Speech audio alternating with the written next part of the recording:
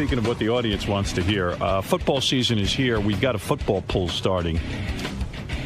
We were discussing Artie taking on 2 or 3 other people. We've done it in the past. Artie went up against Daniel Carver and lost. Always loses. Didn't he lose to everybody, including a chicken? I lost to a chicken and a monkey,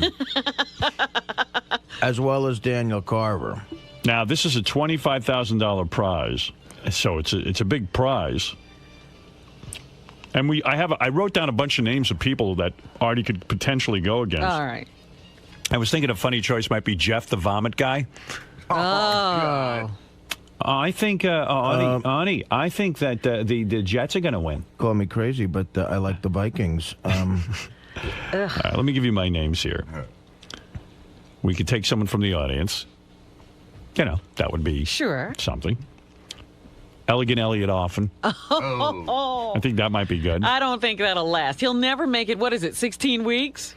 I like the Bengals. The new Bigfoot. Oh. He's always good. It's Cincinnati, it is. John the Stutterer. You know, he's always good for a while. I was thinking Crazy Alice would be good. That's a great idea. Against Artie? Oh, she would love that. And I'm sure Alice would like a shot at winning 25 G's. Sure. Fuck you. Who else do I have down here? Yeah, that's what I was thinking. I was thinking Crazy Alice, Jeff the Vomit Guy, and Elegant Elliot Offen. Yeah, I think he should go up against all Whack Packers. How about that? Whack Packers versus Artie? Yeah. The Crazy Alice thing's great. I love Crazy Alice in the mix. All right, so here's what we got. Crazy Alice. You want Elegant Elliot? Dick, don't you? If he can, I don't know that he'll last the whole time. So what? Then he loses. Let's try him, and then the new Bigfoot. All right. And the new Bigfoot you want? Yeah. What about Jeff the Vomit Guy? I can't stand him. You can't stand him. You'd have to make that choice without me. Right. Daniel Carver I can't go with again because he won, and it was despicable to give him all that money. Right. How about, what's our other Whack Packer's name? Well, I got Jeff the Bagger. Mark the Bagger. Mark the Bagger. Mark the Bagger wouldn't be bad. Yeah. Hey, the only reason why we didn't put him on the list is because he's very difficult to get a hold of. What about Beetlejuice? Beetle, I don't know. You know what? I wasn't sure if you mentioned we're playing for $25,000. I mentioned that. Yeah. $25,000. Artie gets to keep 25 G's, huh? Yeah. Wow. Hey, Unless you want to have Artie play for a fan. I could give it to charity if you want. I don't care. Give it to one of our fans. Yeah. If you're going to give it to someone. All right. I'll play for a fan then. Yeah. Well, that means nobody's getting the money on the audience. How do we decide who you're playing for? Why don't you play for Wheels? All right, that's a good Who's idea. Wheels? Wheels is the guy that calls a wrap-up show every day who's quadriplegic or paraplegic? He's a quad, and I just met him at one of my gigs. But he's already got a great life. Right.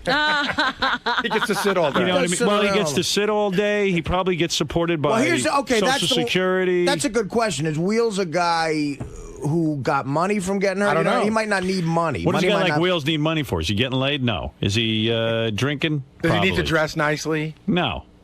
All right. Money might not be an issue in Wheels' life. If it is, I would give it to him. Does he need one of those tricked-out cars so he can drive? Yeah. Those cars are like $100,000. I know. Wheels implies he already has a set of wheels. Who's a perfect? I think that's a wheelchair. Well, still, it's Wheels. Who's a perfect guy to play for that we know that? I actually don't know Wheels. Maybe he is a good candidate. Why don't you look at? Let's get a couple of. Do we have any hard luck stories? We got a couple of hard. We'll look at some of those. Yeah, let's read the hardest luck story on the air, and then let Artie play for them. Yeah, that's fine. You know, Wheels might be Donald Trump for all I know. Well, a lot of guys Artie's playing for Donald Trump. Yeah, Wheels Trump. A lot of guys, if they have an accident, they usually get a settlement. You know, I don't know what happened with his situation, but so all right, check into that. It's going to be Artie versus Elegant Elliot Offen, Crazy Alice. The new Bigfoot. The new Bigfoot. And I might remind you that everybody got mad at me for losing to Daniel Carver, and no one got mad at the chicken, who also lost to him. Sanders. Well, the chicken's dead, so don't think he got off easy. I wanted to eat the chicken as a bit, but you guys wouldn't let me. That poor chicken. That chicken was living in Will and Jason's apartment, and it was great. We found the chicken in like one of those Chinese, like down in Chinatown. It was about to be slaughtered. You know, it was a $5 chicken that some China woman's going to buy and just to eat. And we found it. We fed it. It lived with Jason and Will. Got huge, that chicken. It would peck out the bets that it would take. I think we should have some animal play. I just thought of something, though, too. What? You know who Artie should bet against? Who? It's the obvious. Dana. Oh. What? No, that's not happening. What? That's not happening. You versus Dana. No. Your ex. She'll have all the firemen helping her with her picks. No. Are you still broken up? This is day Yeah, two. no, that's not happening. I'm not talking to her every day. Once a week. Exactly. Why would I put myself through that torture? What's the over-under that you're talking to her, at least between now and Sunday? I don't know. I think it's pretty done this time. Yeah, it's done, huh? I would think How come so. you're so convinced this time? No, it's just, I just have a feeling. How do you know? Last time you had a feeling. I don't know. I'm not basing it on anything. I just think it's probably done. If she calls, you'll take the call. I guess, but I don't think she's calling. Artie, it's Dana. Pick up, please. I just want to say one thing. I know we're broken up. I understand that. I just need to tell you something. Good luck with Beer League. Oh, Day. It's so sweet that you wish me luck with the beer league. Artie Why Lange's don't you beer go league. with I love this me? impression. Oh, Day. Sounds like a Scruff the dog or something. Artie, I miss you. I know we have our differences. But I do want you to do well at Beer League. Oh, Day, would you accompany me to beer league?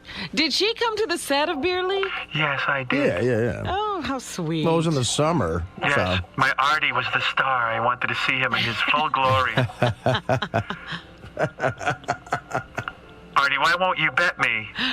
Why won't you go up against me in football picks? God forbid I lose that. You will lose. You're a loser. I'm a winner. I'm Dana. I have a dog. I have a family. I have a home. Men are interested in me. Bet me, Artie. Art. Yeah, Day. She's not still the bartender at your favorite place. is No. she? Oh, so you can go back there. We're so romantic when I met Artie. He was a raging alcoholic. You got to bet Dana. No. That's the fact. Wouldn't you like to see her have $25,000? No. Why She do could use it. Why do you keep $25,000 from Dana?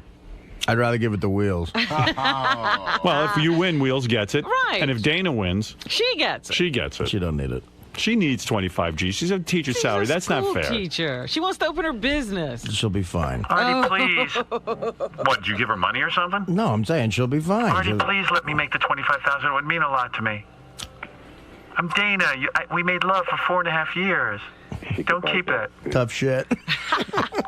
Artie, You already won, lady. I did? What did I win? You had Artie Lange for 4 years. Oh. Thank you, Artie. I miss you. Good luck. I love you. I'm giving. Even though we can't be together, I love you. I'm You giving. know you're going to be great. I'm giving 25 grand to Wheels. A teacher's salary is hard to get by on. Please. That's It why would I'm be not a teacher. Great for me to start my business. My could get a dog grooming van. business, Artie.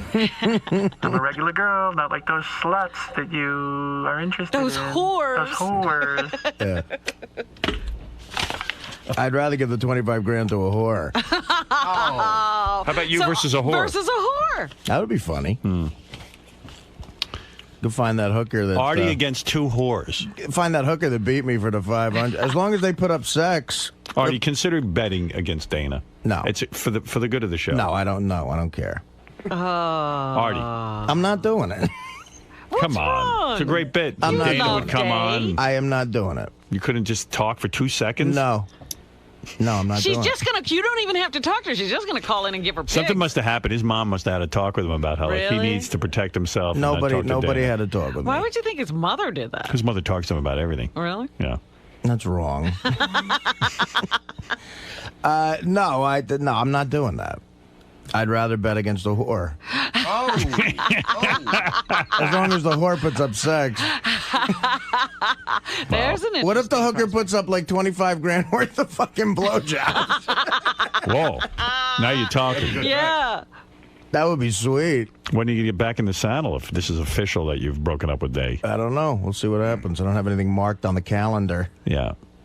Got to get laid, man. When's the last time? A couple of weeks now. About a month. Are you like spending a lot on cable?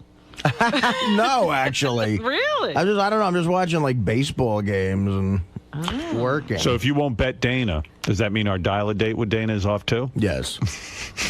Why? Our next guest is Dana, who's looking for a new man. Unless if you don't want me in the studio, that's fine. All right, let's go to. I don't know what the final persons or It person. should be for. I'll play for Wheels. All right, you're playing for Wheels. Wheels, Artie's going to play for you when we figure this all out. Lisa G's here with headlines. Lisa, come on in and tell us what's going on at the Howard 100 newsroom. Yes, Howard 100 News working tirelessly and with much effort to bring you all Howard News all the time. I wonder if a hooker would put up 25 grand worth of sex. Like, I wonder how No. much. Why not? A legal hooker, if we call Nevada. A legal hooker. Yeah. They have them in Nevada. I don't know the answer to that, but Lisa G has the answers to what's going on in the newsroom. All right. It's only 1 week away, the official red carpet premiere of Artie Lange's Beer League. I like that it's Artie Lange's Beer League. Yeah, it's thrilling. I read a review. Oh, yeah? Where? Variety.com. Yeah, well, we What'd read they that. say? We read that on the air as well. Oh, okay. I don't must have remember what missed they that. said. It was I thought good. I thought it was good. positive. Yeah, it was a positive review, yeah. Said the fans will love it. Well, there you go. Yeah. Right, pretty much? Yeah, we read that on the air. They were very nice. That was, like, actually surprising because they're a very snobby. Let's take bets magazine. around the room. Robin, will Dana be at the premiere? Yes or no? Jeez, I want to say yes. Yes or no? Yes. Yes. Fred, what do you say? No. Well, I have control over this, so I'll make sure of whatever way I Lisa, what bet. do you say? Yes, she will be. And I say the answer is, of course she'll be there. All right. No. Absolutely. How much? You wanna bet me? Is it because she's sneaking in? Is it because it's an old invitation? She will be there because they Invites will to be the- back together. Dana She will be always- Artie's date? Dana will make a call sometime before the premiere, wishing him good luck, and Artie will melt, and that will be it. Then I Dana have a will be question. You want to bet me Art- directly? Will Artie be? Because then you would not do it. $1,000. I have a question. Will Yeah. Artie be speaking to the audience at the premiere, Yes. before it starts? Real quick. Of course. real quick, Okay, yeah. so then will Dana show up by his side? No, As not he's- by his side, but she'll be Will there. he in call the attention audience. to her? Dana will be there, and yes, he will call attention to her. On his day. Hi. Sorry about I just want to say hi to Day. Sorry Howard about said, the fuck you, bitch. Hope I you have a die in few- hell. Have a few I never thank said you. that. Let bygones be bygones. I do want her to be very happy, but she won't be at the premiere. That'll be a Polish stripper that I met.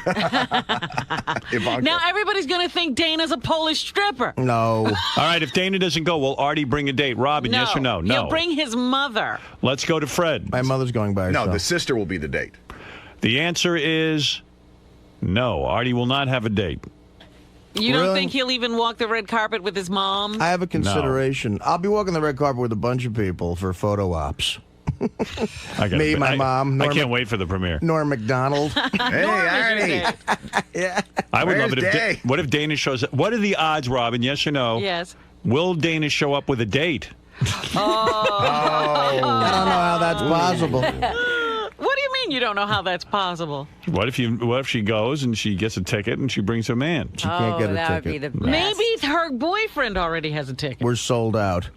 He got one. You didn't know they were dating. He'll be escorted out by several of my New Jersey friends. I say Dana will be there. That is my prediction, and my prediction is always right. All right. All right. You know, I spoke to a relationship expert yesterday Oh, good. Artie's thrilled. about Artie and Dana. Go ahead. And they have this addictive relationship. And that's why it's Artie, an addict? Yeah, You're kidding. I'm a dick. well, you know, it takes two to tango. Someone is always picking up the phone rather than Have you ever seen Artie tango? I have. In his case, it takes one to tango. No, Artie will be there with Dana. I guarantee it. All right. Let's see if I'm right or wrong. Okay. Well, he's going to work very hard to make you wrong. Oh, I can't wait to make Well, it. Work as hard as he wants. She also said that he is not the guy to have a committed relationship with right now. The relationship expert said that. Yes. Why is that? Yeah, why is that? Well, he has a hard time balancing work and a committed, healthy relationship. Yes. That his comfort zone is work. Right. Right now, he doesn't seem so comfortable. Yeah. I have a hard Is she sure about that? I have a hard time balancing myself. Wow, look at What that. happened? Yeah, I some think a light just popped. Oh. a light It's God, just he's pissed off. I You're thought busting my Artie was balls. shooting at you. And part two of the story is who is getting a ticket to go in to see your movie. Who? Well, I have tickets to give away here on the show, so I will give away some Artie tickets. And Artie, I think, has some tickets. You mean as far as what? Who's at work? VIPs? You know, the whole like. VIPs. Right. We're working on getting Norm Macdonald there. I'm giving away tickets to friends and family. You got any VIPs? Norm Macdonald. She's talking about these. She saw me handing out these invitations. Mm-hmm. What are those? Really? These are just invitations to the premiere that I'm giving to people at work. This is too much pressure for Artie. I know he's going I to hate explode. this. It's like running a fucking wedding. Oh. Who's not invited? Uh-oh, here we go again. I knew that was coming. Well, we'll be on the red Well, there's carpet. not enough people. There's not enough, seats to invite Lisa everybody. G you got to have. But Well, she'll be working the red carpet. I had to make a couple of cuts at work that were very sort of Who'd you cut out? hard to make. I didn't know this was going on. Because I cut out. JD can't. Why am I not You're invited? kidding. The Are you line serious? stopped at JD. There's not Artie, one, look at me. Are you kidding? There's not one seat left for him. Whoa, JD. my goodness. You see the kid every day. But, You're gonna let strangers go and not JD? There's what strangers? People you were giving tickets away to. Well, they're fans. It's a giveaway. Yeah, but I mean JD. JD got cut off. Who else got cut out? That's it. That's JD. That's the only people. Is Richard invited? Yes. Sal. Ronnie Ronnie the limo the driver. engineer? Ronnie the limo driver. Scott the engineer. Scott the engineer's Wow. And invited. JD can't go. Well, I could probably squeeze him in. Will and Jason are going. There had to be somebody. John Hine. I love that JD's the cutoff. I know. Imagine How you're did the. he get cut I off? want to make a movie called The Cutoff. And I love JD. But JD, you could sit on my lap. you know what? I'm not going to sit down, so he could have my fucking seat. You're gonna sit down. No, I've Well, never. Dana's not gonna sit there by herself. I've never. Yes, she is. JD, you're the cutoff guy. You know what? I'm actually honored to be the Scott engineer of the beer league. You'll get in. I'll get beer you. league. Nah, you can't go. No, Artie says no. I He can go. gotta help Artie with He this. can go now. Let me talk to you. You're not going. I could only. What happened was the other issue was who do I invite with a guest? There had to be a cutoff there. Uh-huh. And who did you... So obviously Deny guests to? Howard, Robin, Fred, and Benji and Gary I invited all with guests. Okay. So Right. that means that Everybody else is a solo. Is it weird when you find out that you're the guy who can't go to beer league? Like everyone's going with you. You know, I sort of keep my my expectations low. So, you know, I don't like to, you know. I don't know what I'm trying to say. he was on the wrap-up show yesterday, and he's I could listen to extraordinary. him. I could listen to him all day. He's extraordinary. He has no command of the English language. And you know what he does? He mocks out other callers for being dull. Like he'll just say, "Thanks for adding to the excitement, dude." What? Yesterday, he ended the wrap-up show. I don't know how you guys got along without me. Yeah, right. Yeah, he does. What is it because like? that was serious, what I said. I'm being serious. Cut out all the bullshit. When you find out that every worker here, everyone, is going to Artie's premiere, All your buddies. and you're the one guy Artie had to like. He sat down and went, "No, I don't know. I you know, I don't know. you don't know. No, You don't know how that makes you feel. Be honest. No, I am being honest. You Like, got to this feel is- like a huge loser. Are you Well, no, hurt? you know what? I honestly feel like that. You know, before that. Ralph That's a is general going. fan. I mean, even Ralph. is going. I don't know. I don't usually. Hey. Me and Artie don't really have like that much interaction. You know, day to day. Well, how much so. interaction? I used to buy a McDonald's all the Well, time. yeah. I mean, you know, but How much it's- interaction though does Artie have with like Ralph. Ralph? Dude, I don't know. Zero. Zero. Why is he invited? I can get you in, man. No way, Artie. Why is I'm Ralph? just doing this so we'll talk about it later. All right, so you will. Okay, so you will have JD. Great. Okay, that's good if that's what comes out of it. But like at some point, you sat down and said, "Okay, I got to cut some Yes, people." I've been in that conversation. position. What did happen? Right. But wait a minute. Did you invite any of the E crew? Yes, of course. Oh. Well, I mean, Scott the Pace and Doug and Gid, they're all. You just don't like JD. No. I love JD, but they're friends of mine. They were close friends, you know. Is Dan the song parody man invited? No, he's not. Okay, all right. I'm feeling all right now. Dan's not. That was another cut I didn't want to make. Well, there I'd you love go. to have Dan there, and I could get JD there. All right, I'll JD. make sure that happens. Artie's rethinking his. Well, like in other words, well, here's the thing. Like I invited people that I'm sure are going to say no. Scott, the engineer, was invited alone? Yes, unfortunately. I mean, it's not like a wedding. If it was a matter of writing a bigger check.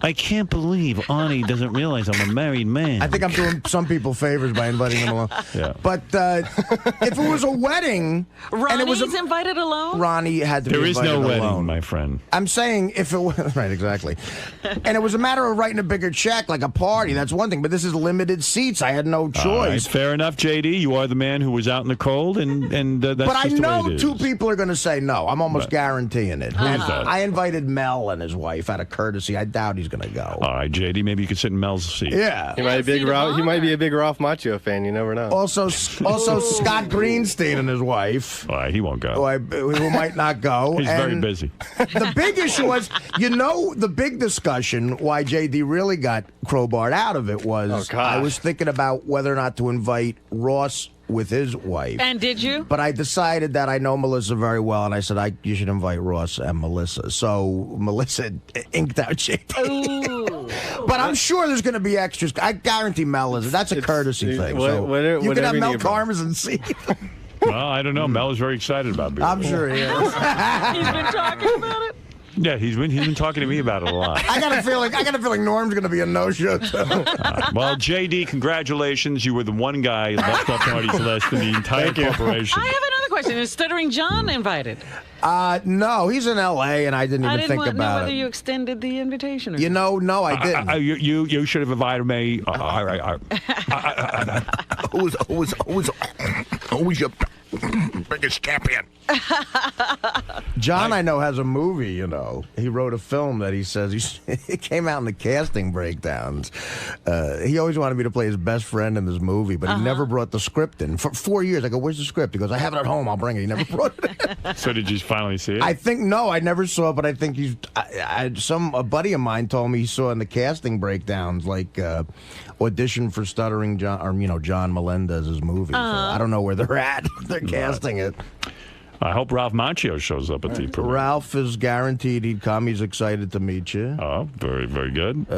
I've never met his wife, actually, so it'll be fun to meet her. Well, let's hope she's hot. Are all the cast of the movie going to be there? They've all pretty much ours. Laurie Metcalf's coming. Seymour Cassell is a real great older character actor. You'll recognize him from a million things. Fabulous. You got everyone to show up who's in the movie. I like that. Cara Buono, the hot chick who plays my girlfriend from The Sopranos, she's coming. Thank you, Lisa G. And by the way, just for your edification, Scott the engineer is already bitching about that he can't bring a wife. I knew it. Is he really? That's unbelievable. This is a guy you got into. He didn't pay a dime to stay at the Borgata. I love his wife, Robin, but this was a limited thing, and I go, what am I going to do? Invite his wife without Ronnie's wife? It doesn't make any sense. Well, Scott, tell the truth. Come on, everyone says it. You've already been. I was just joking. I'm insulted, but I actually know somebody that can get me an extra ticket. Are you really insulted? Hello, Double A? His name's Double A. No, of course not. All right. Ronnie's back there like, look at you, you're crying. I'm not. Who? It's his thing. He was nice enough to invite me. Is Penny Crone invited? No. Oh. None of the news department was invited? They're like new in my... Wow. Wow. Yeah, well. You know how they I'll lose get. sleep over that one. I can't believe Penny's not going to be I'm sure they'll be covering it. All right. Well, what is it, Ronnie? There. Over here. You got to get on a mic, Ron. Yeah, I didn't know, man. Yeah, we're doing a radio show. Take as much time as you can. Just get on that mic real quick and say whatever it is you have to say. Number 2. He's out there crying. I'm not. Right, you don't have a microphone. Right away. You don't have a microphone. It's probably on backwards. You don't know how to work something. Right, that's it. Yeah, that's it. You don't know how to work a headphone. Go ahead. All right. Is that better? Yeah. You okay? Yeah. Well, people have to hear you. All right. So as soon as he hears that he's not invited with a guest, he goes, and then they said, I'm not invited. He goes, oh, you're not invited with a guest either. I go, yeah, okay, so what are you crying about right away? And he gets this... I wasn't crying. I was busting his balls. I wasn't... He gets this face on. Everybody saw it. He gets this face what is on wrong with you? Like he's dejected, man, right away. Well, what's the deal, Scott? You have to go home and what now? I have to go. I have to go home and say I'm going to the premiere next week. What? I'm going bowling. And your wife is going to say, I want to go to Artie's premiere. She can't go. And you're going to say no? I'm going to Chicago to the NASCAR race. I guarantee, here's my prediction, Scott the engineer will not be at Artie's premiere. That's right. Why not? JD can have Because your his wife's seat. not going to let you go. Artie, I must decline. Artie, it really had nothing to do with my wife. My son is going to be away, and she doesn't want to be alone. Let me know right away, Scott. Well, all right. Thank you, guys, and good luck. But I'm not. And Artie, good luck to you with the premiere. I know it's difficult to make a list and have to cut certain people cut up. people, yes. Yes. We feel your pain. What's going on, man? I didn't make the cut for Artie's big movie premiere. Now you did, though. Well, I mean, you know. Initially, you didn't, though. I guess that's if there's, people who say no. So I'll keep my fingers crossed. But is that a slap in the face for you that you didn't get the invite? Like you were the cutoff point? No. We were always kind of like the show underdog, Exactly. Never really get exactly, and then never really get the recognition you deserve. You always get ripped on. Greg, you know me so well. you know how everything goes around here. So this is just another, It's just another thing to add on to the legacy of JD. But after a while, though, that's gotta it's gotta wear on you.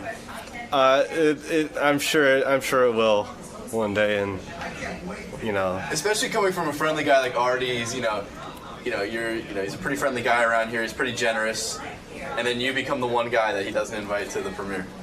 Shit happens. What can I say? But you're in now, though. It looks like he's gonna pull some strings. We'll see. Talk to me the day after the premiere. We'll see. Why can't you just be happy you got the invite to the premiere? Look at JD. He didn't even get I'm not happy about anything. All right? I'm a miserable cocksucking motherfucker. And if you want to call me an asshole, then that's what I am. Ronnie, is he an asshole? He always feels like he's left out. Scott. Is he an asshole? Are you gonna show up to the premiere? I'm coming with Ronnie. He's my not, date. he's not coming. He's my He's not coming. I'm going to take his ticket It's right now. Wednesday night that I get up at 3 a.m. Not like So some do other I. people I get that up at 3:30. have like 4-day work weeks, I 10 get up at weeks off. 3:30. Yeah? I have to be at work Thursday. Yeah, so do I. So Yeah. So you know. the fucking movie goes till like 9 Ronnie, o'clock. is he not going because his wife's not gonna let him? Exactly. Who said I wasn't going? He's not going. He won't be there. Now, what if your wife was allowed to go? Would you be there? Definitely not. All right, we'll see about it. I'm holding you to it, Scott. Let's go to John Boy. And John Boy, you're on the air. Do you have any time? Time? I just wanted to give Fred a heads up. Which is? Well, during the break, Sal was hitting the booths real hard. I have good information on this, doing some long 30-minute sessions. And if they're sharing that same chair on the Friday show, I would shy away from that. Yeah? Sal hitting the booths again? Yeah, For I mean, real? they're dirty in there, and he's doing those long sessions. How would you know? Well, I paid off the guy who cleans up the jizz. I gave him a picture of Sal, and I just wanted to know how often he was going there. Hold on. This is just Don't even count it. confusing me. Shuli, go ahead. The guy called in about Sal going to the booths, and I actually went with Sal to the booths one night when I first came out here and started working here, and Was he it convinced me on a drunken night to go with him. Was it gross? You know what? It's new. It was a new thing for me because in Vegas they have the booths, but they don't have actual live girls that you can pick like a meal. Right. you go, they're sitting outside the door and you go, I want that one. And Do you and Sal go in the same booth? No, not at all. I You would have pick never. a girl, and then she stands behind glass, Yeah, you give her money right before she and you goes beat anywhere. off in front of her. Yeah, but Oh, it that's goes from 0 to 60. Like the window goes up, she's got a leg up, there's stuff flying in there, and she's like, "You want to see this in here?" And she's like talking to you like, Yelling at you? And "Oh you- my Are god!" your pants down? Oh yeah, they were down at 2. So she's staring at your penis? Yeah, I guess. I'm hoping she's. Wild. It's great, Howard. It's great. It's so great. Your relieving. wife doesn't consider that cheating? My wife doesn't know. I guess hope until- not. I hope nobody calls. But it's not cheating because there's a glass that separates you. Right. You know? Right. Do you have a That'll favorite go girl? over Do you well. go to the same place Well, all the time? At that place, Sal probably has a relationship with one of these whores. Hey, Martha. there was this real hot Puerto Rican chick, and she was a little chubby because that's how I liked them, you know. And I go in there. That's how you like women, or that's how you like Puerto Ricans? I like Puerto Ricans or anyone. I like them a little flabby. I don't like them airbrushed like these penthouse playmate chicks. They're a bunch of phonies. Yeah, they're great. They're who'd called want train that? wrecks. Yeah. That's what Sal likes. Yeah, so I go in there. Was Sal's girl really ugly? Oh my God, he picks like the janitor, bringing in the mop. She looked like, I'll take that girl over there. Yeah. No, excuse me, sir. That's our janitor. Yeah, he cleans the booth, sir. Her hair looked like it was made like it was dyed in mustard. You know when a black girl dyes their hair blonde? Yeah. It was like mustard yellow braids in her face, and I love that.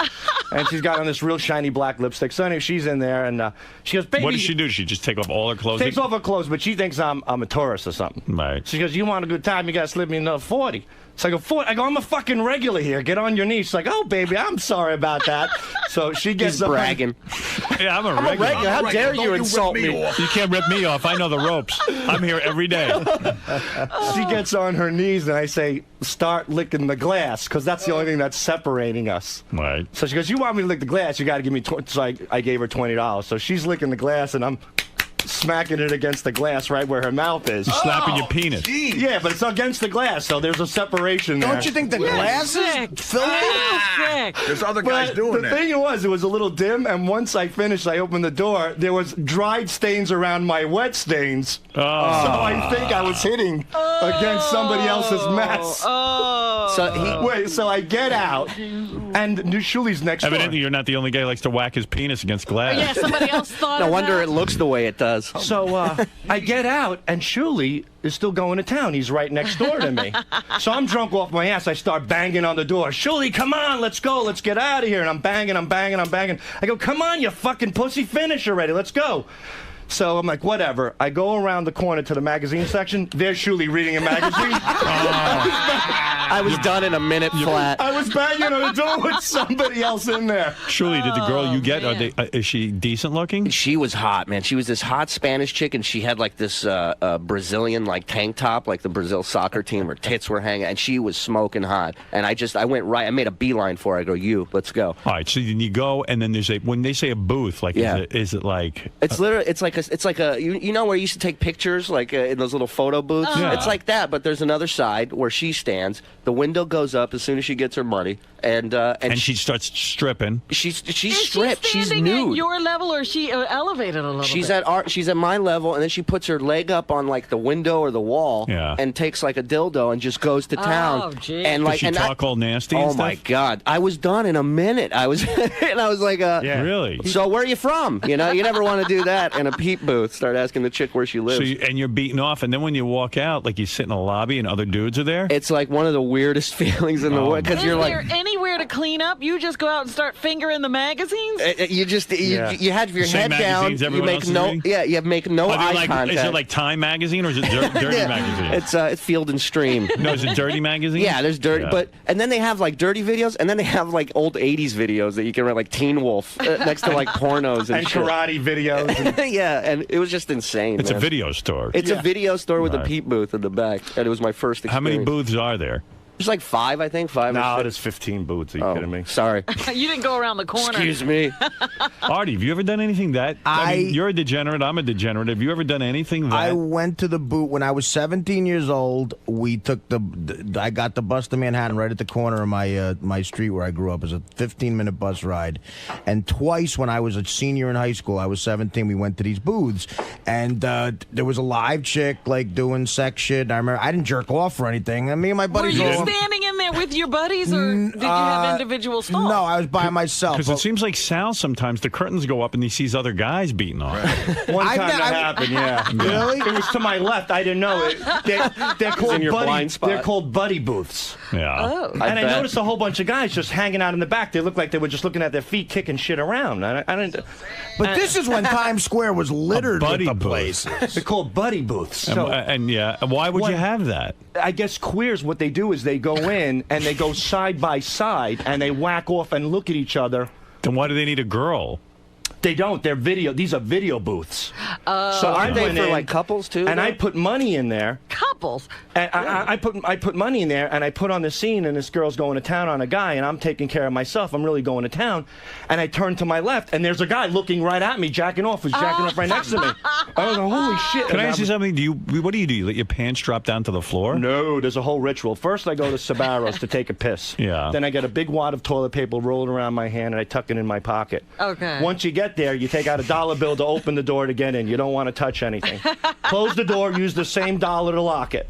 Slide that dollar in, take out your tissues, start changing the buttons. It's all sanitized. Right. Then, you pick a video, you go to town, Sounds you blow. incredibly clean. Oh, you watch videos? I This thought you were one- looking at real girls. Well, that what surely was live girls. That's so fucking creepy. So you go to the video booths as well? Oh, the videos are the best. It's because of big crazy variety. because you could take any video home and watch it and do it in the privacy of your house. I got kids running around at home. Man. I think it is? I think that live girls are more expensive than video. So then the key is once you're done, you finish on the tissues, you roll the tissues up, and there's usually a chair there in the corner. You just throw the wad of tissues behind the chair. And I like how he states. And when you get out, you just put your feet together, you put your shoulders down, and you look right at the floor, and you walk out like a little Chinaman. You don't look up. See, again, I went. It was 1984. Oh, my God. It was 1984, and Times Square was littered with them. And I was 17. And recently, I asked a buddy of mine, "Did you ever go back?" He went, "No, I've never gone back." I would just feel creepy, even walking in and being part of that, and then you have to walk out, and then you're waiting for Sal, and you're sitting there reading a magazine. It was weird. What's a funny thing is Florentine on his last DVD, Meet the Creeps 2, they do this bit where they go outside these peep booths, and him and Don Jameson are standing out there with hand sanitizer and napkins, and as soon as guys come in or out, they're like, "Hey, buddy, you need to clean up? Here, you want a squeegee? Take the squeegee in the booth with you." I must be thrilled. Yeah, Richard, what's up? What do you want to say?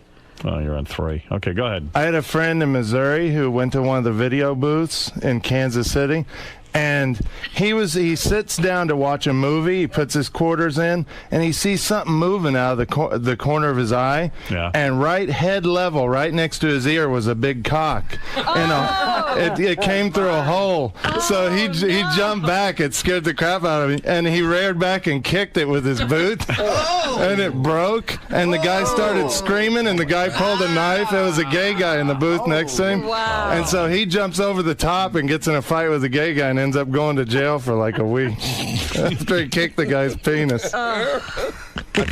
I'll tell you, I went to this place. This is what guys in high school do, junior high school. We went when we were like 15 or 16, and we would go and put the money in and watch the movies, not the live shows. But you learn weird things about your friends, because I was in a booth and my friend was next to me in a booth, and all of a sudden I heard a horse whinnying from his booth. And I guess he was watching a movie where a girl jerks off a horse. And he told me she in a bucket, and then she pours the bucket all over herself, and it rolls down her. Oh, God. That's too much. Sal, you broke him in, man. I broke and Julie. Yeah, he caught me in a moment of weakness. No, actually, we were coming back. We were debating whether to go to Scores or the Peep booth, and then we decided, you know what? We'll pay the $40, and at least we'll shoot a load for sure. So Yeah, went we to the did. Peep booth. It was fantastic. It was good times. It was interesting. My chick was hot. Sal's chick was a mess, but that's the way he likes them. But yeah, mess is hot to me. You know what I mean? They got to be beat up. So, Sal, how long have you been doing this for, man? Too long.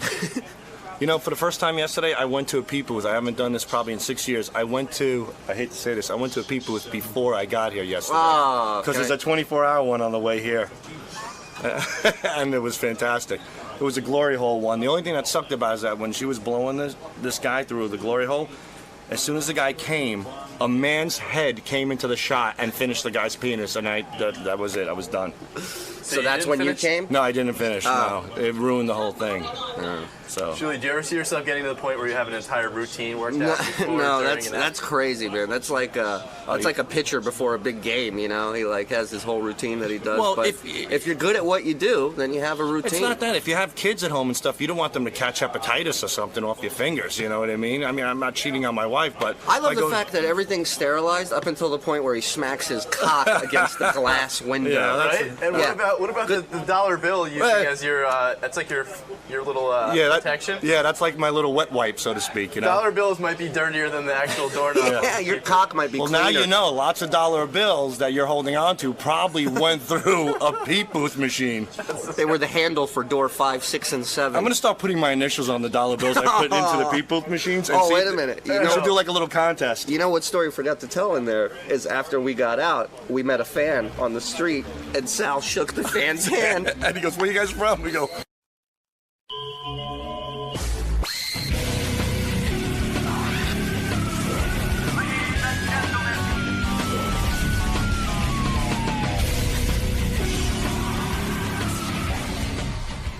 On January 9th, 2006, Howard Stern launched his new Sirius satellite radio show, ushering in a true revolution. On January 5th, 4 days before this momentous occasion, Howard led the second of 2 technical studio rehearsals. If the events that occurred during this run-through were any indication of what the future was going to be like, we all would have been in a lot of trouble.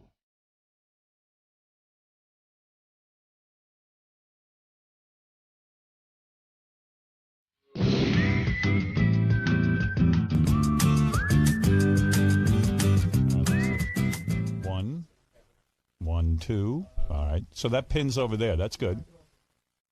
Artie, say something. Hello. 1, 2. Testing. 1. Testing. Testing. Well, all right. Fred? Testing 1, 2. 1, 2. We are testing for proper modulation. As you all know. All right. So I noticed that when we pin up all the way, there is that echo. Let's see how it is now. Actually, Fred, can you put your mic a little bit closer to you? Sure can. Testing 1, 2. I've been trying for 20 years to get him to pull his microphone closer. Testing 1, 2. How's that? Is that better? You know, I would put this on the air. Why not? Yeah, I would too. You know what? I would. People like it, and who gives a fuck? I know you'd change your mind. I just wanted to remind you that you were changing your mind. All right. All right, I'm just going to start from the left-hand side of the board to the...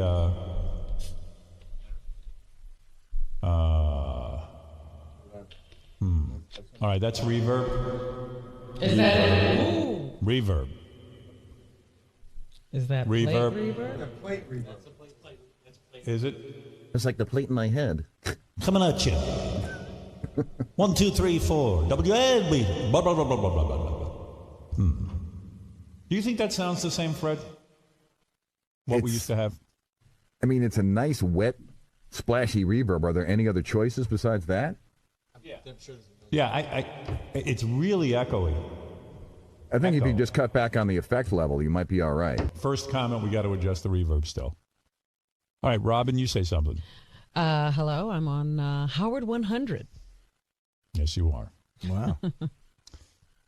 And we're listening to Howard 100. Oh, my. No More. Robin's not saying that. No. For everybody else. All right, Benji, not that we're going to use your microphone, but let's try it. All right, for my first and only time. Hello. Hello, hello. Hey, you sound just as bad here as you did at the other time. Thank you. And that was just enough of him. Yeah. All right, let's see this. Tim, go over to the podium. Let's hear you. Test 1, 2, 3, 4, 5, 6, 7. All right, so how you got to get them Testing 1, 2, 3, 4, 5, 6, 7. So that's got to be awkward that you have to lean like you're not. Okay. That comes out. Oh, still loose. Yeah. Okay. Check 1, 2. Say proper modulation. Say, I'm very glad I left Infinity because... I'm very glad I left Infinity. Wait, I'll give you a line. Okay. Very glad I left Infinity because I'd be part of Free FM if I was there right now. I'm very glad I left Infinity. Otherwise, I would be a part of Free FM. Your career might be over here, but you'll have a lot more... I'll have fun. At least I said it. I can say I did it. Yeah, maybe you get a book out of this or something. Yeah. Let's see. Okay. Podium, Benji, Robin, Fred, Artie, Howard. Okay, so what I've learned today is that the overall sound is better. It still sounds a little bassy to me. Okay. True? And distorted. Yeah. How do you sound to you? I don't feel like I have the same amount of compression that I had at K-Rock, and I don't feel like I have the same amount of, it sounds a little, maybe the word is muddy. There's a guy on the phone who says I sound kind of muddy. Let's just, wait, I'm going to bring him up. Hold on. Nobody tell me how to do that because I'm learning the new board. This is a test, by the way, if you're listening at home. It is not, so we haven't labeled this phone yet, have we? Hello, hello. You want me to show you? Show me where. It is labeled right here. Oh, that's the label? Yeah. Great. Hello, okay. hello. Then I'm all set. It's different than this. All right, is this, let's see if I have this right. Oh, we haven't labeled these yet, have we? No. No. All right. Is this Mike? Yep. Look at me. Look at my ass working the board. Nice. Wow. Robin Look at my. sounds the worst. Who sounds the worst? Robin. What is it, muddy? It sounds like you're in an echo chamber. Uh-huh. Well, there was that echoey thing happening the other day, I guess. It's still happening. But it's not clear at all. Yeah, I don't have. How's this? Whoa! Usually you sound fantastic, you know. You want to say something, Gary? Go ahead. Yeah, I just want to. Am I hearing something different in my headphones? Like right now, I'm incredibly overmodulated, as was Fred and Artie. So you don't have proper modulation. No, but I'm wondering, is it my headphones or is it the feed? Because Robin actually sounds like. Do I sound overmodulated? I mean, I turned mine down and it still splatters. Exactly. Yeah, so we got to somehow get a. We got to be able to hear true. I say we give up. Not hearing. I say we give up and take another month off. They still haven't gotten the studio right. I got a good idea for you. What? Send the engineer outside to listen on the radio and let him hear what it sounds like. I'm going to do that. This guy is a genius. I like you. We need to hire him. I miss you guys. You're going to work. God you're back. You're going to work back in a booth with Sal and Richard. We hire any listener with any kind of intuition or ability. As long as I got something to cover my rear end. Okay. All right. Hey, I'm going to hang up on you just because I'm practicing hanging up. Okay, be good.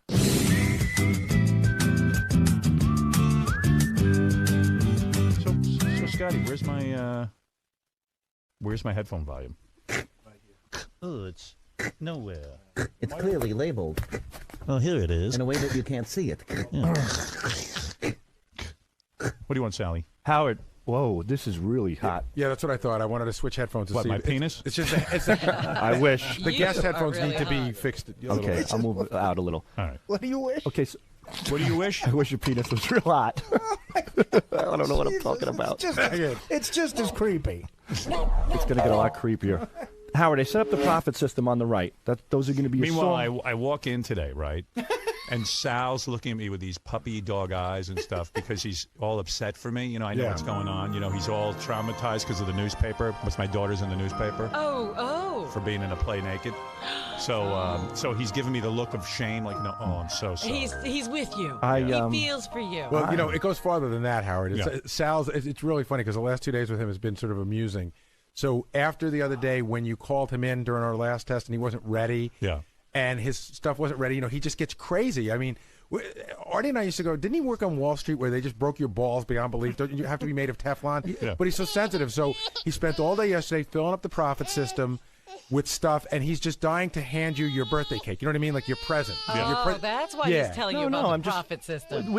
Hello, jackass. We're working over here. I know. I am trying to contribute to the show. But he'll get to it when he gets to it. I know, and that's what Sal, I'm doing. we're going to get to you. Okay. We're going to get to I'm you. simply explaining what you need. But we know that. We told him what he needs. What are you hours. trying to do right now? I don't even understand why you're sitting here talking to me. I'm trying to do a test. Shouldn't you be working on I'm Super Sting contributing. too? I'm contributing to the test. What do you want to do? Tell me now. I'm working on the microphones, but tell me what you need to do. No, I'm not going to interfere with your. No, you are. You're interfering. What do you want to do? What did you come in here to say? No, you're excited like a little kid. What I'm saying is, Sal, reel it in. I'll wait, Howard. Everyone quiet. Okay. What is it you want from me right If now? you look to your right, I've constructed the computer screen to look like okay. stacks of Am I cards. working on that now? Apparently not now. I didn't know. I'm sorry. Okay, so why don't you calm down? I will calm down. Take off your headphones. You can leave. Walk out of the room. Look at me. You can leave. And then when we're ready for you to talk about what you've done. No, I don't care about what I've done. It's about what is important.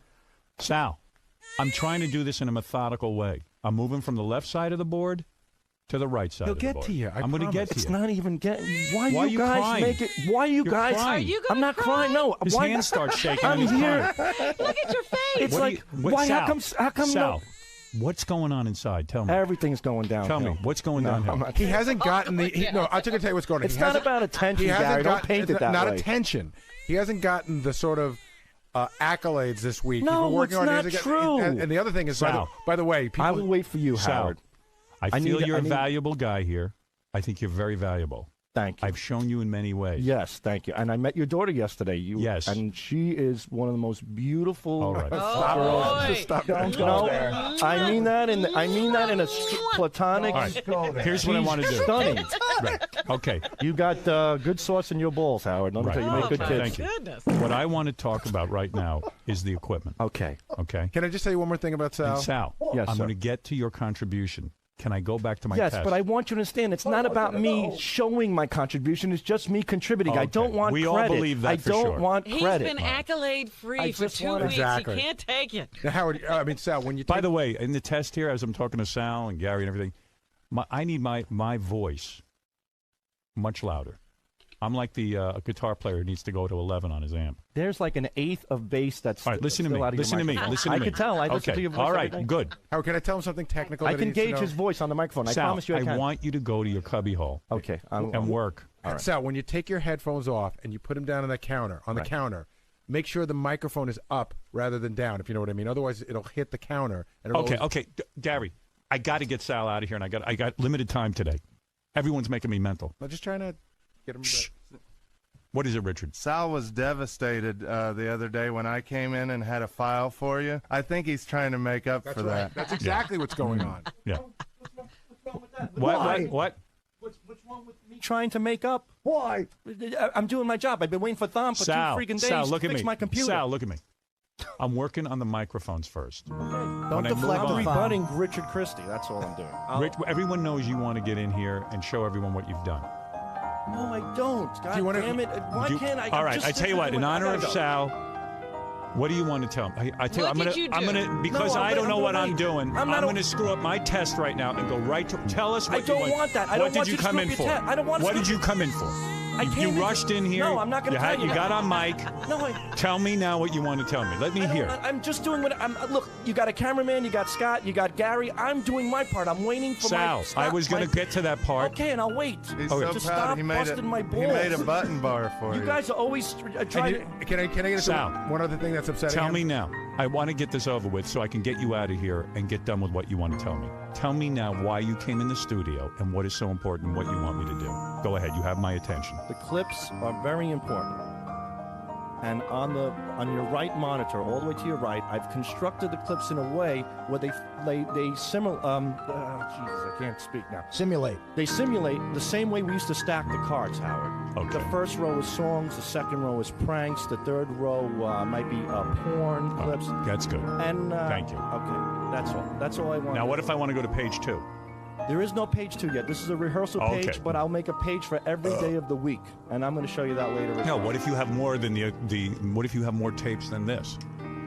I can drag and drop the new tapes, whatever you call for. I can drag and All drop right. in. Okay, there, I got it. And Okay. they'll move That's over what to I the knew. I knew that already. side. Yeah, but that wasn't constructed and categorized. That's what I was trying to get to you at. What Make he's saying you is the aware. button bar is there, but he's put them in an order. All right, Sal, I hear what you're saying. Thank Can I you. get back to the test? All right. Drag yourself outside. And Did drop you the tell him attitude. he did a very good thing? You did a very good thing. You did a Now really he's good thing. happy. What is that, Gary? Can I just tell you something funny that happened with Sal yesterday that goes to this whole why he gets nuts? We had a meeting yesterday to learn the profit system, and he just forgot. He forgot about it. He was in his studio, so we all went to it, and he was just heartbroken that nobody remembered to tell him to come in. Yes. Heartbroken that we had all forgotten him. And he was yelling at me. And he started yelling at Richard like Richard was his wife. Like, what's wrong with you? Could you not tell me? But the thing that Gary fails to point out is that Sal felt it was sort of a conspiracy that Right. Richard wanted to be in the meeting, Yeah. and he didn't want Sal to be in And it just got crazy. He pulled me in my office. Okay, listen to me. Okay, We're doing the show now. I got to do a test. This is not the show. This is a test to see how we operate. I've allowed them to put this on the air because I figured, why not?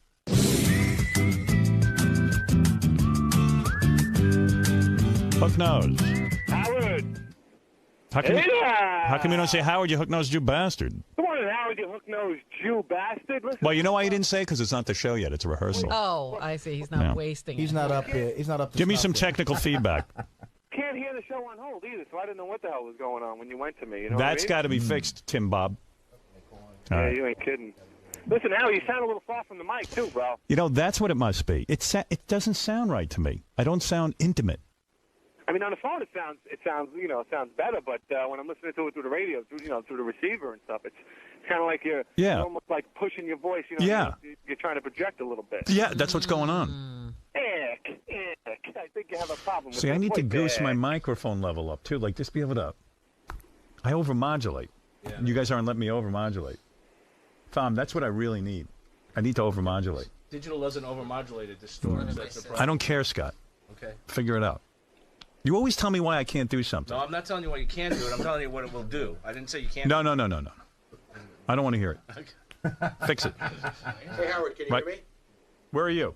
I went to my office now. I just want to check. I wanted to test out this aspect of it. See, I don't like the way that sounds. That It's echoey. sounds bad too. Yeah. Let's hear. So I'm in my office, and I was going to see if the stuff we put in for you is what you wanted in the profit. Do you feel it's echoing a lot when he talks? Yeah, it's very booming. I don't know if it's an echo. I can tell me, does this sound better? Because the microphone's pretty. You know when you go to the eye doctor and he goes, this or this? No, what does he say to the eye doctor? He goes, Can you see better with this one? This one? Or with this one? Say this one or this one? This one or this one? Number 2. Okay, for number 2, I have to like bend over and be right on. The microphone's very short, so I have to be. Both, I have to bend over. I have to be right on it, so maybe I need a longer neck. Hold on. Does this sound okay to you the way it is right now? Hold on. Give me this or this. Is it good like this, or is it better like this? Better like this, number 2. Number 2. So I need to just extend the arm. I don't know. No, you need to get your teeth made smaller. I think there's also another sound coming in there. If you can just hold the trigger down without saying anything, I think there's an extraneous All right, hold the trigger noise. down. I'm holding the trigger down. Now I'm going to shut up. Don't talk. I got it. I'm going to shut up. Yeah, listen to that. Oh, That's what I'm talking about. Hey, Fred, you're coming alive, pal. You're 2 for 2 today. Now I'm going to let go. Now I'm going to let go. That's it. See, that's it. It's picking up some sort of noise. I don't know if it's overmodulating on the board. That's called ambient noise, Or Fred. if it's picking up something in the what's room. going on in that room? Let's see what Ralph wants. And why is there who's getting feedback? Who took their headphones off? That was probably me. Who? Thom. Oh, where's Thom? He's on the phone and. Oh, so what you doing, Thom? I'm trying to get. All right, I'm going to try and turn off your wireless. Longer. All right, that's better. I like Thom hanging in the back there for the whole show. Thom's becoming a big star on the show. Hey now. Hey now. Hey now. Hey now. Oh my God, you sound weird on the phone. Yeah, I don't know what's going on, but it doesn't How is sound. it on the air? Well, not good at all. There is not proper modulation. Yeah, it was better the other day, I think. Well, here's the deal. Robin sounds the worst. She sounds like she's in a tube, and it's A green type of tube? a green type of Which tube. opens and closes. Now, Fred, how come when I say that you don't hit that? Thank you. A green type of tube? Well, I can give you that. Go ahead. And you're very bassy. Everything is real bassy. It's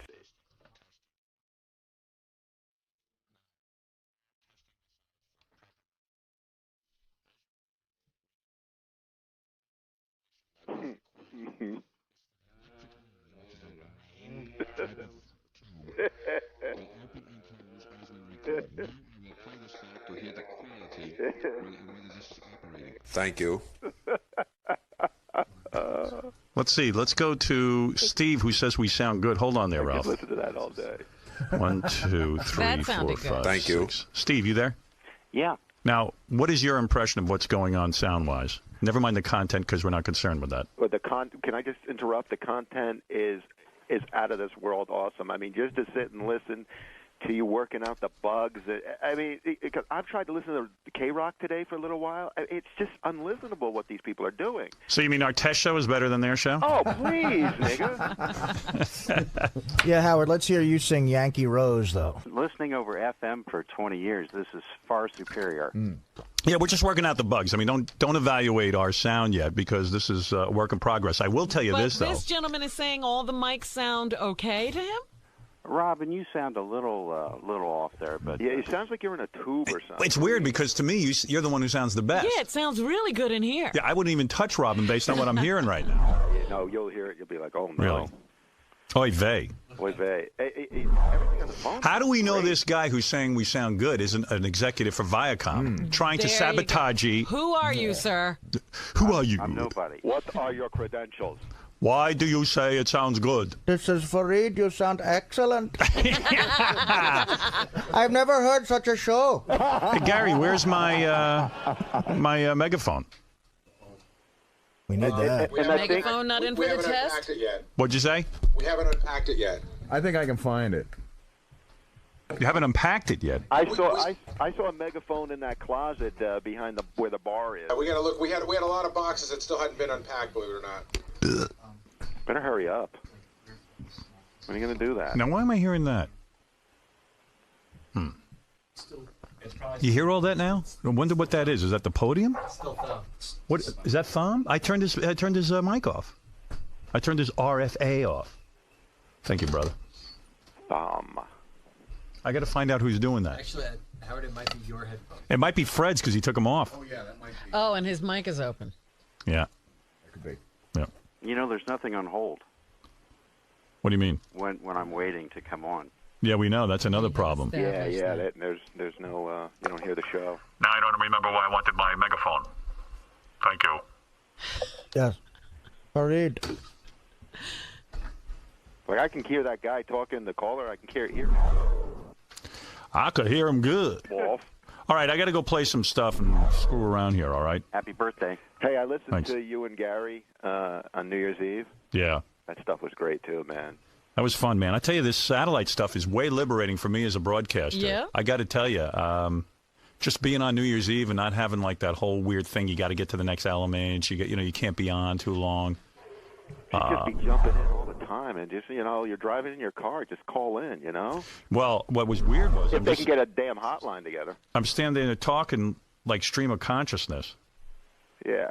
And I'm not getting interrupted by commercials. It was just cool. I was like, and I was just rambling and doing my own thing, and I felt good doing it. And you're like, oh man, I got to get up before I puke. You're like, oh. Oh, I was so drunk. Oh, you were drunk. Yeah, and then like I was trying to get it on with Beth, and then she wasn't so going sad. for it. You went to. I was going to beat off on her ass when she was asleep, and then she said, if you had done that, that would have been it. Oh my goodness. That's so much fun. Because Ralph has done that. Not to Beth. Yeah, to Beth. No, he's done that. Ralph was with some That's chick. A revelation. Ralph was with this chick, and he says to me she fell asleep drunk, and he pulled down he pulled down the sheets, and she was wearing a thong. Well, we were messing around too a little bit, and then she just kind of like passed out. She passed out on you? And then she fell asleep, and so he finished by pleasuring himself on her ass. No. I humped her ass and then came all over it. Oh, and she never woke up? No, she slept, and he did it 2 more times after that. Oh my goodness! I tried that a couple times. Are you sure she was still alive? I don't know. Are you sure she wasn't a guy? I got up and Yeah, left. I believe the whole thing except the chick part. Who's that? Oh, is that me doing that? Hold it. There's a lot of. Might be your headphones. Yeah. Really close to your mic. It's not happening now. Turn to the other Yeah, side. no, that's all right. Beth told me if I did that to her, she would divorce me. Whoa. wow. Oops. Wait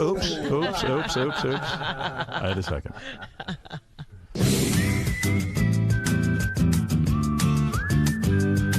Yeah, Brent. Yeah. Is it Howard? Yeah. Hey, I'm listening to Adam Carolla out here in Phoenix, and I'm going back and forth to you guys. And you guys, even if it's just a rehearsal, beats the hell out of Adam Carolla's show. He's good.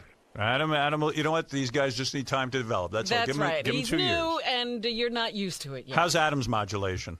Testing. Yours is 1, better.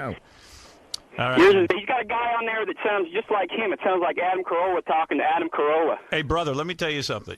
We so don't care because we're on satellite now. Let those guys all duke it out. Let them get ratings or not. The perception in the paper is that like they're competing with us. How's that? We're not on regular radio anymore. They're all going to have to figure it out. I saw an ad in the paper. You know what? I'm doing the show. But, okay, this is the last thing. I saw an ad in the paper today for Curtis and Kuby here in New York, and the ad said, Stern gone? No problem. Curtis and Kuby in the morning. There you go. Now, that makes sense to me. Right. Like, you know what? Because you're gone. I'm gone. The people who come to Sirius and listen to us, they're never going back to FM. I guarantee it. Yeah. You know what I'm talking about, right? You've got a subscription.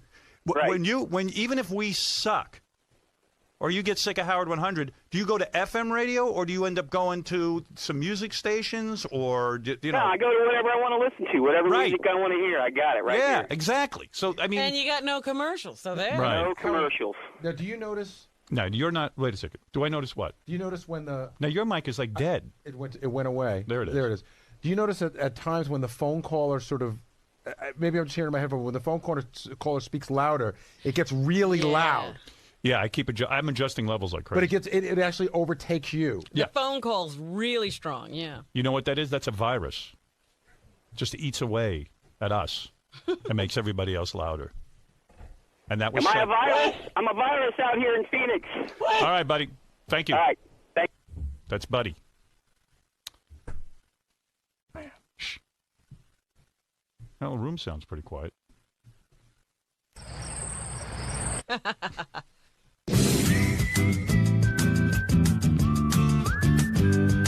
Okay, so we discussed the microphones, guys. Everybody in agreement that there's some work that needs to be done, but we're not sure what. Can this problem be fixed? Yes. I'm fully confident in the engineers here at Sirius.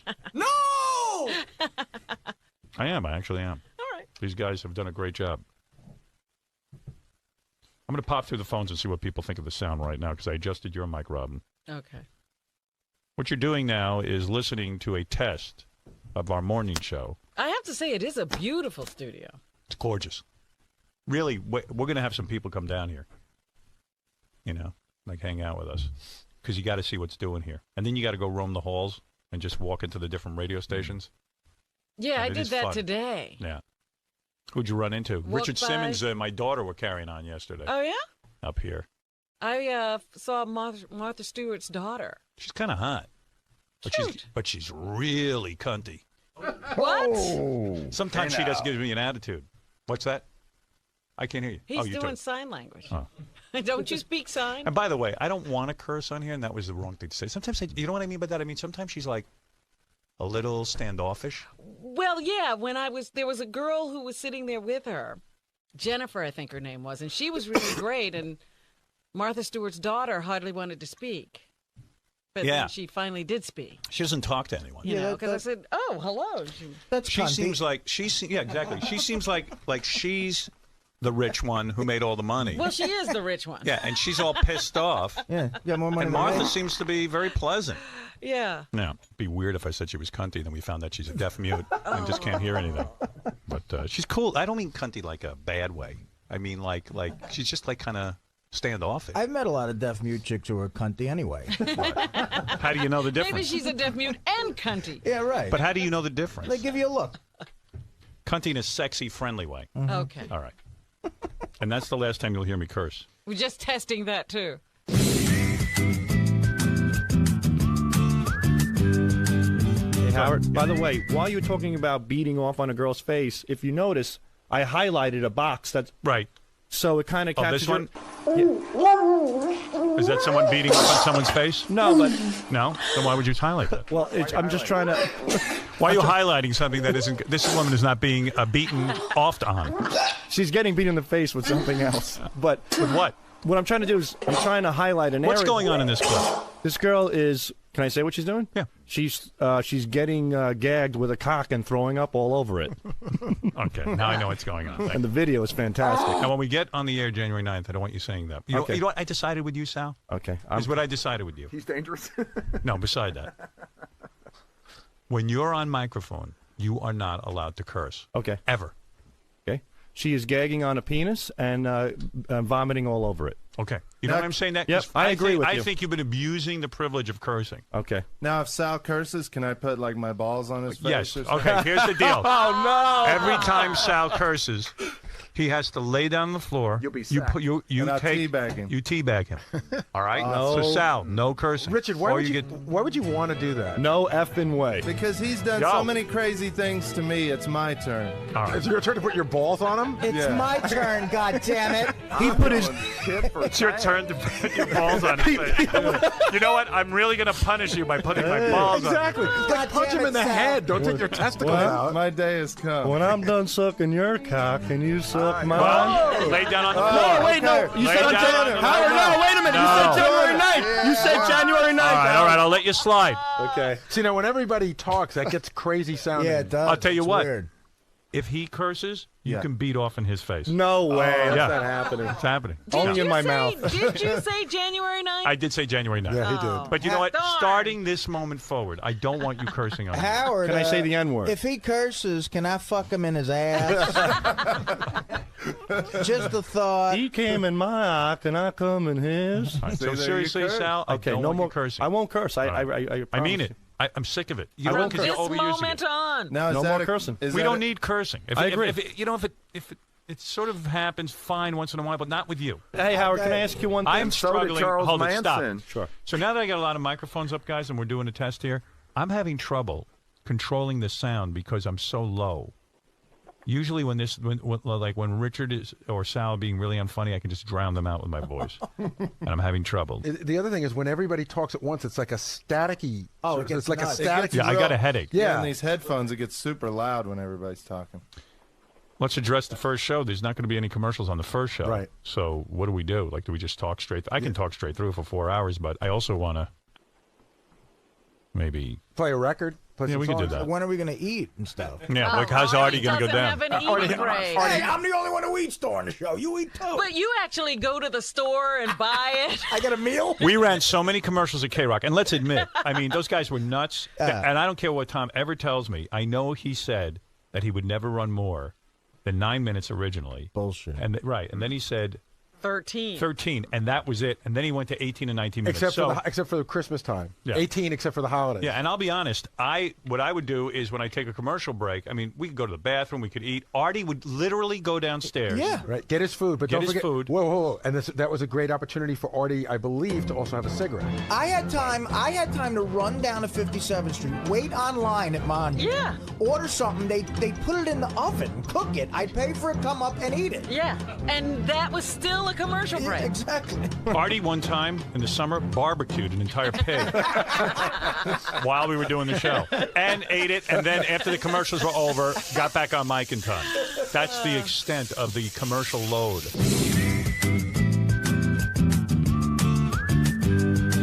Now I'm going to test. Dan the farter's on the phone. I asked him to call and test a fart and see how it would sound. Okay. You guys got to give me numbers on these things. Okay. Hey, Dan. Hey, good morning, Howard. Is that you, Dan? Hey, just wanted to tell you I've activated on Sirius, and this is the greatest thing in the world. It's not Dan. It's not Dan, though, right? No. Who are Yeah, you? it is. Oh, it is Dan. It is Hey, Dan. Dan the song parody? No, Dan the farter. Dan the farter. But Artie, you really, do sound distant. Yes. Yeah, that was really bad. I could hardly hear you. Yeah, we're fixing that. Yeah, okay. Hello? Yes? We But just what want, you know was what we like to Sirius do? We project? like to keep repeating the same problem over and over again. Keep repeating that Artie. We're fixing that. Okay, We're yeah. fixing Hey, that. can We're I- fixing that. Can we just try one more thing? How many wireless microphones do we have? Can we I'd like to, let's try them both out because you know what? On Monday we're doing the press conference. All right, here's RFA. Try that. Robin, we'll get back to your question in a minute. Hold on. Test that, RFA. Check. Testing. Oh, testing. God. One, two. Shut up. Oh, look who came to life. know. Scott the engineer. I'm Mr. Peppy. Thumb. Let's go. Are you on B or A? I got you up, but no mic. Turn it on. No, not working. That's why we're testing. Very good, Oh, Scott. very good, Scott. To all the other engineers here at Sirius, hate Scott the engineer yet? Already. Like, is he just annoying to you couple too? You know what? Already He's- tomorrow. he's been great. It's official tomorrow. Tomorrow. It goes deeper than the engineers here, Howard. Dan, do me a favor. Give me a test All right. of a fart. All right. Can you hear me now? I believe I can, yes. Hang on 1 second. Try to get the phone as close to your ass as possible. Ooh.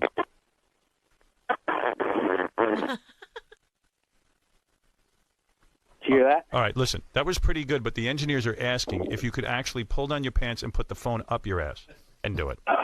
Do some insertion. Well, I'll ruin my phone. We'll get you another one. You're in a room with your son? We'll get you a new son. Hold on. He's got a son.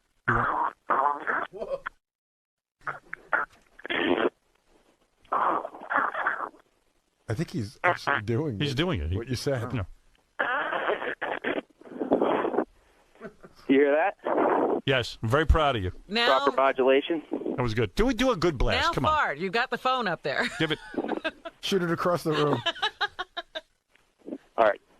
Give me 1 second. This is not easy. This is Dan on all fours now with his butt in the air. What he's doing. Does Dan have a job that he's always available? I don't know. Dan, you got a job, right?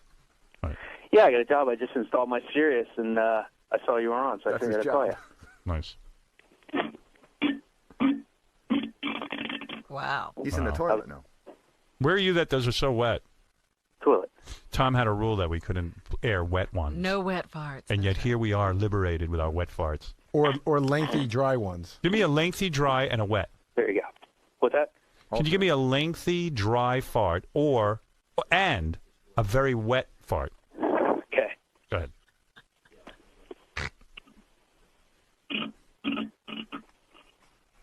Would that be the wet one?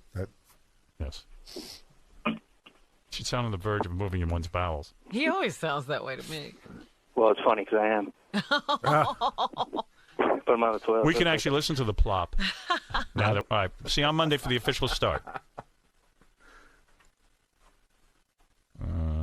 See what- Hey, Steve. Hello? Yep. Hey now. This is the first time I've actually been able to get through to the show. This is amazing. Well, I got to figure the universe is a little smaller. Yeah, I guess so. I think everyone can get through to this show now. Right. We didn't really announce. In fact, we have a line for each new subscriber.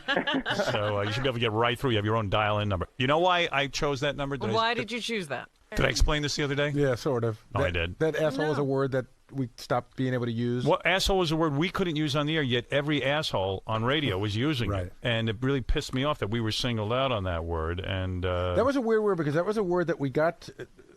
we got to say for a day. And then the weird ruling on that was that we could say it, could never say it as employees of the company, but anyone else could. A guest could say it, a caller could say it. What I finally got Infinity to agree to, after years of negotiation, it's like the word scumbag and douchebag for a while we couldn't say, and then I got them to say it. So I said, I want to be able to say asshole. They said no, but eventually, after years, I got it so the callers could say asshole and a guest could say asshole, but we couldn't say asshole. And then there became discussions over, like, is Dan the song parody man an employee? Is his asshole okay? And we're not allowed. It would always get weird. in other How words, weird is that? I mean, what difference does it make who said it? is a freelancer allowed to? Right. Well, because they felt that the company didn't want to condone saying it, but anyone else could. Oh. Is there something else we should be testing? I got to test You want me to talk? Testing 1 2. Sound any better? Better? A little better, but still hollow. Still hollow to me. Wait, why am I not picking you up? Yeah, it sounds way better to me right now. Way better. Absolutely. But there's still some sound. It does not sound better to me. Yeah. No, some of the resonance is gone because he has that big chunk of metal. What was the reason? We knew about this. We haven't gotten to it. There's a chunk of metal behind him that's reflecting. Oh, is that what it is? Oh. I thought it was a chunk of metal in his head. Yeah, I'm going to have some metal back here every once in a while, you know. Yeah, what are you doing with metal behind your head over there? There's an enormous metal closet right behind me. I don't know what's in there. Windows. Hello, 1 2, testing 1 2. Better? It's getting better. It's okay. It sounds way better to me for some reason, but at least we know we can go on the air Monday. Let's see. Okay, guys, I'm going to just run through some things, some quick questions I have. Router A. Wait, let me put you up. Go ahead. That's your ability to select anything in the facility and bring it up on your board. Is that ready? That's not ready, right? Oh, no, it is? It is. Well, Thom will tell you. Oh, wait, let me hear. Hold it, Thom. I'm going to get you on mic. Hold on a second. I got to figure out where everybody is. Go ahead. Yeah, figures. Okay, go ahead. I just need you to log in so I can load the software on your computer. So we'll do that after the test. Okay. Cool. And I got a list of which stations are live every morning. There's not every station. Yeah, live, good. And it's a lot. There's some good stuff here. Oh, really? There are people here. Yeah, apparently the gay channel never. They're always on 24/7 live. Mm-hmm. Oh, good. We need to stop in the morning. All right, so router A and B is so I can go around the channels. This is the harmonizer, which I'm going to test again. Now, if I want to, now I sound cleaner. That sounds great. Boy, you sound very deep. You sound deep too. Wow. Yeah. Lot of bottom. I think it's your titties. What? Your titties, resident. I'm a guy. What are you talking about? Titties. I don't have titties. Yes, you do. I think you're big titties. I got man boobs. That's right. You're a guy. I forgot. There you go. Hey, you got a bad case of man boobs. Look like Bruce Valanche. I know. I'm getting my man boobs reduced. You know, Artie, I'd put him on deep voice, but his big stomach prevents him from getting close enough to the microphone. How dare you? How dare you? That's me, yeah. But you got big balls. Yeah, I'm in the deep voice. Yeah. Nice. What if we were in deep voice, but even though we're real men, we did homosexual activities? Yeah. Like what? And I bet you... Oh, that's you, Gary? Yeah. Oh, I thought that was you. Even the guest. Yeah. Let's do, you know what we should do in these voices? Who's that, Artie? Yeah, this is me. We should do in these voices... We should get the script of Brokeback Mountain and just do it like this. There you go. You know what? Let's do that for Monday. Alright, we should do that. Damn it, I can't quit you. I wish I knew how. If my balls hurt. Jason, let's get that script for Monday. Yeah, definitely. Wow. I can't suck your penis because my wife won't let me. I want to bend you over a horse and fuck your ass. Is it normal with you and your wife? You know what? I have to go see that movie over the weekend. I have to go. All right, I'm taking us out of here. Yeah. Let me see what happens. I gotta test something. Can we go high? What? Oh yeah, the helium kind of. You gotta screw with that thing over there. So you can't do it. Someone has to. Do you want to go high? Just squeeze my nuts. We'll go high. There we go. Wait a second. Squeezing. Oh my God. Stop squeezing my nuts so hard. My voice is starting to go up. Oh. Sounds like you like it. I do like it. Bastards couldn't get the bit. Where is he? He's under your console. Suck at his dick. I just want to. That's fun. Oh, the squeeze. All right, forget that. I don't want you hung up. I've been dying. Scott, figure out how to do that, okay?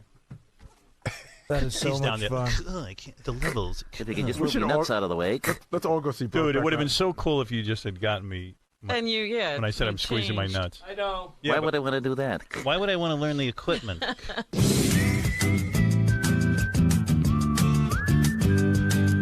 Yeah, Ralph says he has an update on how everyone sounds. All right. 7, 8, 9. Hey. You know? Yeah, what do you got?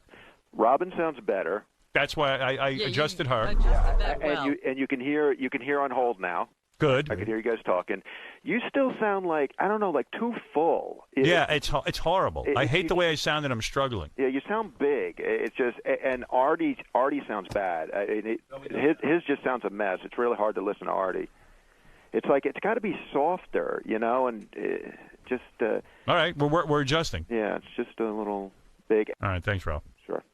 I know. Ralph called me 900 times yesterday. Dude, this is so great, man. It is great. What is he calling you about? I mean, just listen to you work out the bugs. I got to leave the house and I can't leave. You know what? You know what he calls me about? Where you go? See, He never leaves anyway. He never leaves the house. Yeah, Now he's got to leave the house. leave. He's leaving the I have house. to invent reasons to leave. What did I call you about yesterday? He called me like, I'm doing Larry King tonight. So, of course, Ralph's job is to get the clothes over to Larry King and the whole thing. Right. So we got it all worked out, what time we're getting there and the whole thing. And he calls up and goes, well, I'm doing Superfan Roundtable tonight. I don't know if I can get there on time, so should I do Superfan Roundtable? I go, Ralph. No, I didn't say that. I just was trying to figure out a plan with you. Like, And Ralph had people hire. Tim, didn't you have to hire him a car tonight? Yes. So he can, I need to be whisked off to the Larry King show. So did you hire him a car? Yes. Because Tim called me and goes, are we really going to hire Ralph a car? I go, look, man, he actually has legitimate purpose if he's going to be on Superfan Roundtable. I don't want to fuck up, man. I don't want to be running around looking for a taxi, you know? Yeah, they're hard to find in New York. They are sometimes stupid. I can't find the yellow throw car. A rock, you'll hit a taxi, you could get into. So meanwhile, I'm in the, At like that time of the evening. I'm busy working on 50,000 things. He's calling 900 times. And then he calls up. And, I try to mellow out at night. And then Ralph will call up with a critique of all the new Infinity radio personalities on Free FM. So he's bothering you about that? Yeah. too? And I get a hold of me, and he's like, hey, pick up the phone. It's something important. And I'll go, what is it? You go, I was listening to, what show were you listening to? Who are those retards in the afternoon? I don't even know. He goes, I'm listening the to radio chick, I guess, right? And he goes, I'm listening to the radio chick, and, they're trying to be you, but they don't get it exactly. And I'm like, my head is spinning. I go, I don't care. You're trying to go to sleep. I'm trying to relax. I don't want to be thinking about what they're doing. It's really weird. The next day, after, like, the first day even before they started with this new format, just when they were still music and we were off the air, I tune in, and I'd hear promos for, like, their new lineup and stuff, and I felt like someone had hijacked my radio station. Like, it was the weirdest feeling. It hit me like a ton of bricks. They go, we're not there anymore. A whole bunch of guys took over our radio station. I feel that I try to picture them in our studio. So I called Mel, and I said, gee, did you feel weird when you left? I said, I got to have an emotional conversation with someone because I'm feeling emotion, I think. Yeah. And I'm like a robot. But I said, I think I'm feeling emotion that, like, this was my radio station. I built it up. And I said, the only guy who can relate to this is Mel. Mm-hmm. So I call Mel, and I go, Mel, I know this is, I'm not calling you about business. I said, it's a personal thing. How'd you feel when you left, Infinity, the company you built, and, you left it in the hands of other people? He goes, oh, I didn't care. I go, what do you mean? He goes, in my mind, it's not the same company that we had when we were there, and I don't care. I don't care. Right. I went, Oh, good. I'm glad you opened up to me. Thanks. Yeah, but that. Thanks for bonding. But that was all upward movement. I mean, when Mel left, they were still doing well. You know, the company's still doing good, and they put good things in place. I mean, K-Rock is just a mess now. They don't know what they're doing. Well, listen. You got to give it a chance. Give it a chance. Give it a chance. I've been checking in on it. There you go. You keep checking in on it. Sounds like a mess to me. It's not a mess. Tom knows exactly what he's doing. Oh, poor Tom. I feel bad for him. Tom and I went to dinner New Year. Yeah, let's do this. But you're not supposed to talk about All right, I got to go. Bye-bye. Bye now. Bye now. God only help me if he doesn't show up with my clothes tonight. He's done that before. But why aren't the clothes there? Why aren't the clothes with you? Because it's his only job. And you know what it is? If he leaves it with me, I forget my clothes. I remember we were speaking, we were in Vegas or somewhere. Uh-huh. And I was giving an address to the National Association of Broadcasters. And Ralph's whole reason for even coming with us was that morning he was going to hand me my pants and my shirt. Right. I wake up that morning at 9 a.m. because I'm going on at 9:30. No Ralph, no pants, no shirt. We can't wake him up. We're banging on the door. Right, nobody can find him. I put on my bathrobe, I think, and some slippers. Went down to the NAB waiting for him. No Ralph. He woke up 4 hours later. Wow. And I gave her the address, I think, in my underwear. No, I think that was the time he didn't bring the underwear. Yeah. So you didn't even have that. Wow, my dresser isn't awake. Wow, my stylist overslept. You can't carry your clothes, and he has an appointment. Yeah, I had a whole big meeting with him. I go, well, he goes, who should bring your pants to Larry King? And I go, isn't that your whole job? Get Tim to hire a car for your pants. Yeah, that's essentially what you're doing. If he just gave me the outfit, I could get dressed. So do you want me to get the car for your pants? Or No, just go get the car over to him to get my pants. What's more important, the actual pants?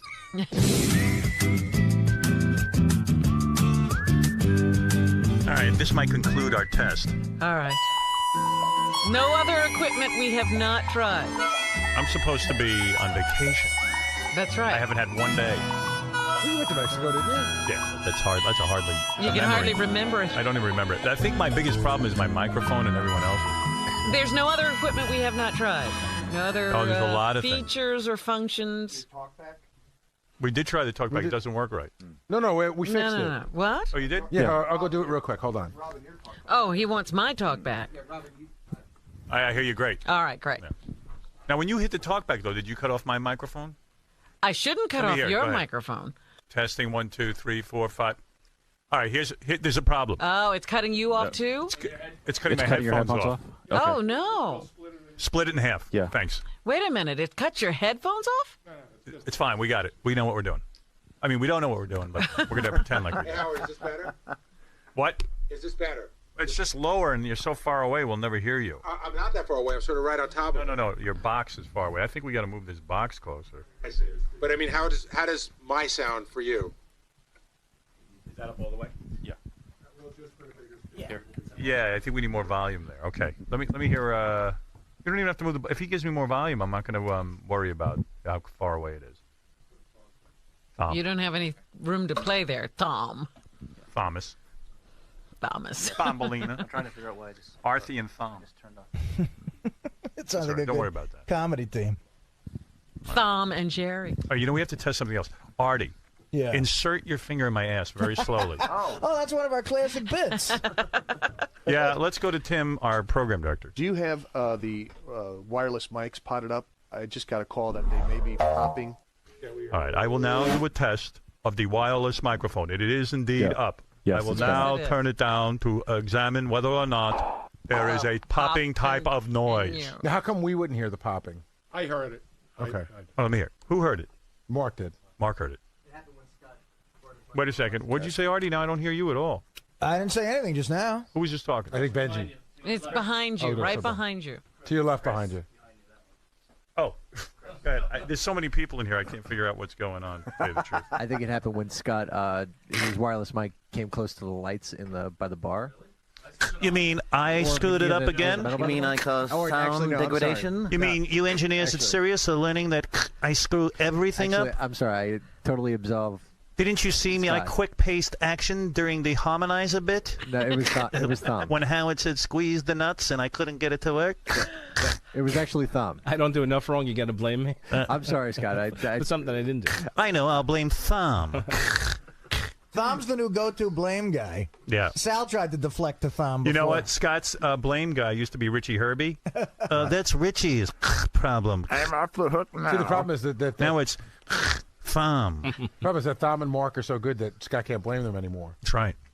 It's all my fault. All right. So, okay, Robin, you asked a question. Yes. Is there anything else to test? And you came up with a very good test, which was testing the cue from your studio to mine. I am now going to ask you if there is another test that you feel we should be performing. Testing. I am not aware of all of the things you have at your disposal. I'm just trying to throw out things that I thought you might have, and I can't think of anything else.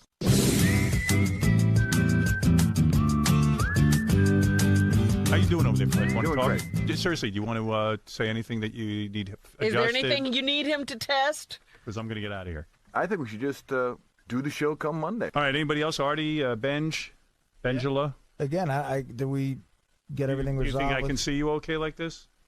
Again, I think you have to go through the same amount of effort as you did last time. So Okay, good. I think it's fine. I yeah. can't see Benji at all, but I'm not complaining. Nope. Can you see Fred, or do you have to I stand can see up? the top of Fred's head, which is fine. So Fred stuck his head up. You could have eye contact. Yeah, I don't want to have eye contact. No. And everything is working for those guys over there, Benji and Artie and. Benji, you're all right with the thing, the TV monitor? Everything's good now. All right. It does feel a little warm in here, though. It's hot. I thought we'd. We're going to adjust that. What's going to happen? They can adjust that too? Yeah, some other day. Wait, you mean there's more than on and off on the thermostat? We've always had problems. I love that. What temperature would you like, Howard? I'll get it for you. Believe it or not, the thermostat in this room is worse than the one we used to have. Oh, Don't dear. tell me that. Well, It's they'll fix it. Tom's fault. Turn around on the wall. That's that white box there. It has nothing on it. It's a slide thing that doesn't say anything. It's because I'm sweating. I know. Dizzy. It won't do anything. It's like one of those don't walk buttons. Why can't we just get a thermostat where you control it up and down? As far as I know, that's what we asked for. But Yeah, that technology I thought they had perfected. We just can't get it. I bought a Honeywell at Home In my Depot house, for $20. they have this really weird thing. You like pick a temperature and it goes to it. That circular thing's $20 at Home Depot. Yeah, I don't understand why we can't get a regular. We'll work on it. All right. Mark is We're getting it. Mark It's is coming. nodding It's his head coming. that it's coming. It's coming. Shirley, what are you doing in here? News. He's from Howard 100. No, He's like been what? eavesdropping. What do you want? Take an hour.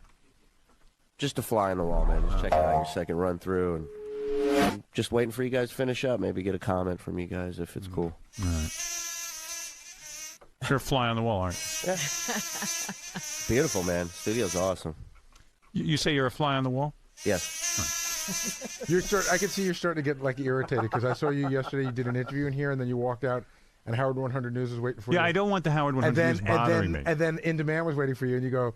Yeah, listen to this. I walk out of here the other day, and I'm trying to get this. This wasn't even during an on-air test. I'm just here. I was doing an interview with USA Today, Right. and I'm sitting here, and then I get done. I'm woozy, hour and a half with a guy, which I taped, and we're going to play. Right. And you're going to play the first hour of our other run-through, right? That never got on the air. Great. Tim's running that tonight. But anyway, I'm walking out. The next thing, Howard 100 News is on top of me. And I go, guys, I just talked for 2 hours. Give me a minute, okay? I dodge them. There's the in-demand camera in the hall. And they go, Howard, any comment on how it went? How'd it go? How'd it go? Isaac goes, how'd it go? I go, here's how it's going to go. I'm going to slam the door on your camera. I'm going to break your camera. I'm going to pull out those 3 hairs that are left on your head. You were visibly irritated. Oh, I was like, Isaac, back off. Hey, look, there's a page up and a page down, so I don't even have to.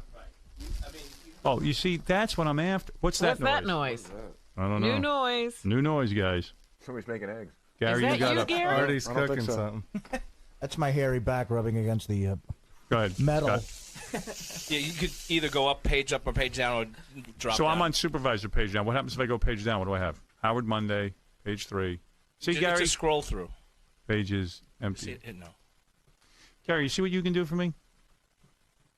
You could theoretically load my page, play it for me, No, that wouldn't help. You know what? Here's what I was thinking.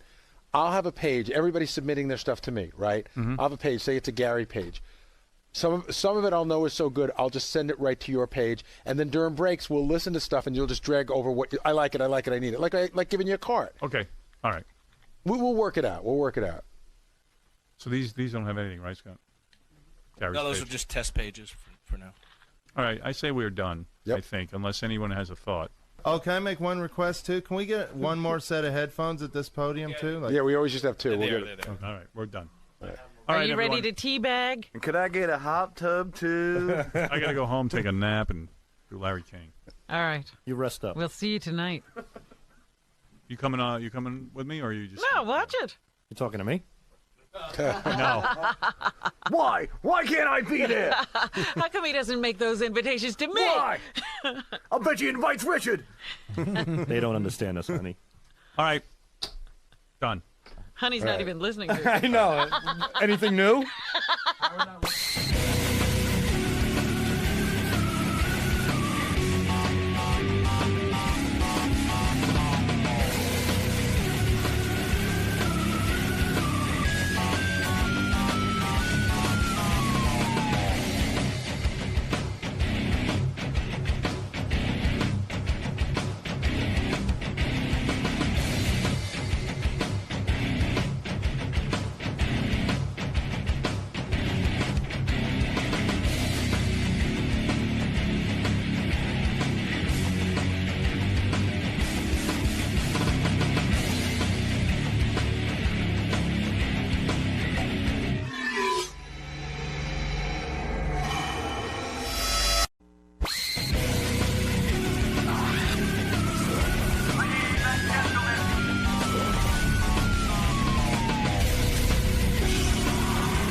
How's it going? I'm J.J. Abrams, co-creator of Lost, director of Mission Impossible 3.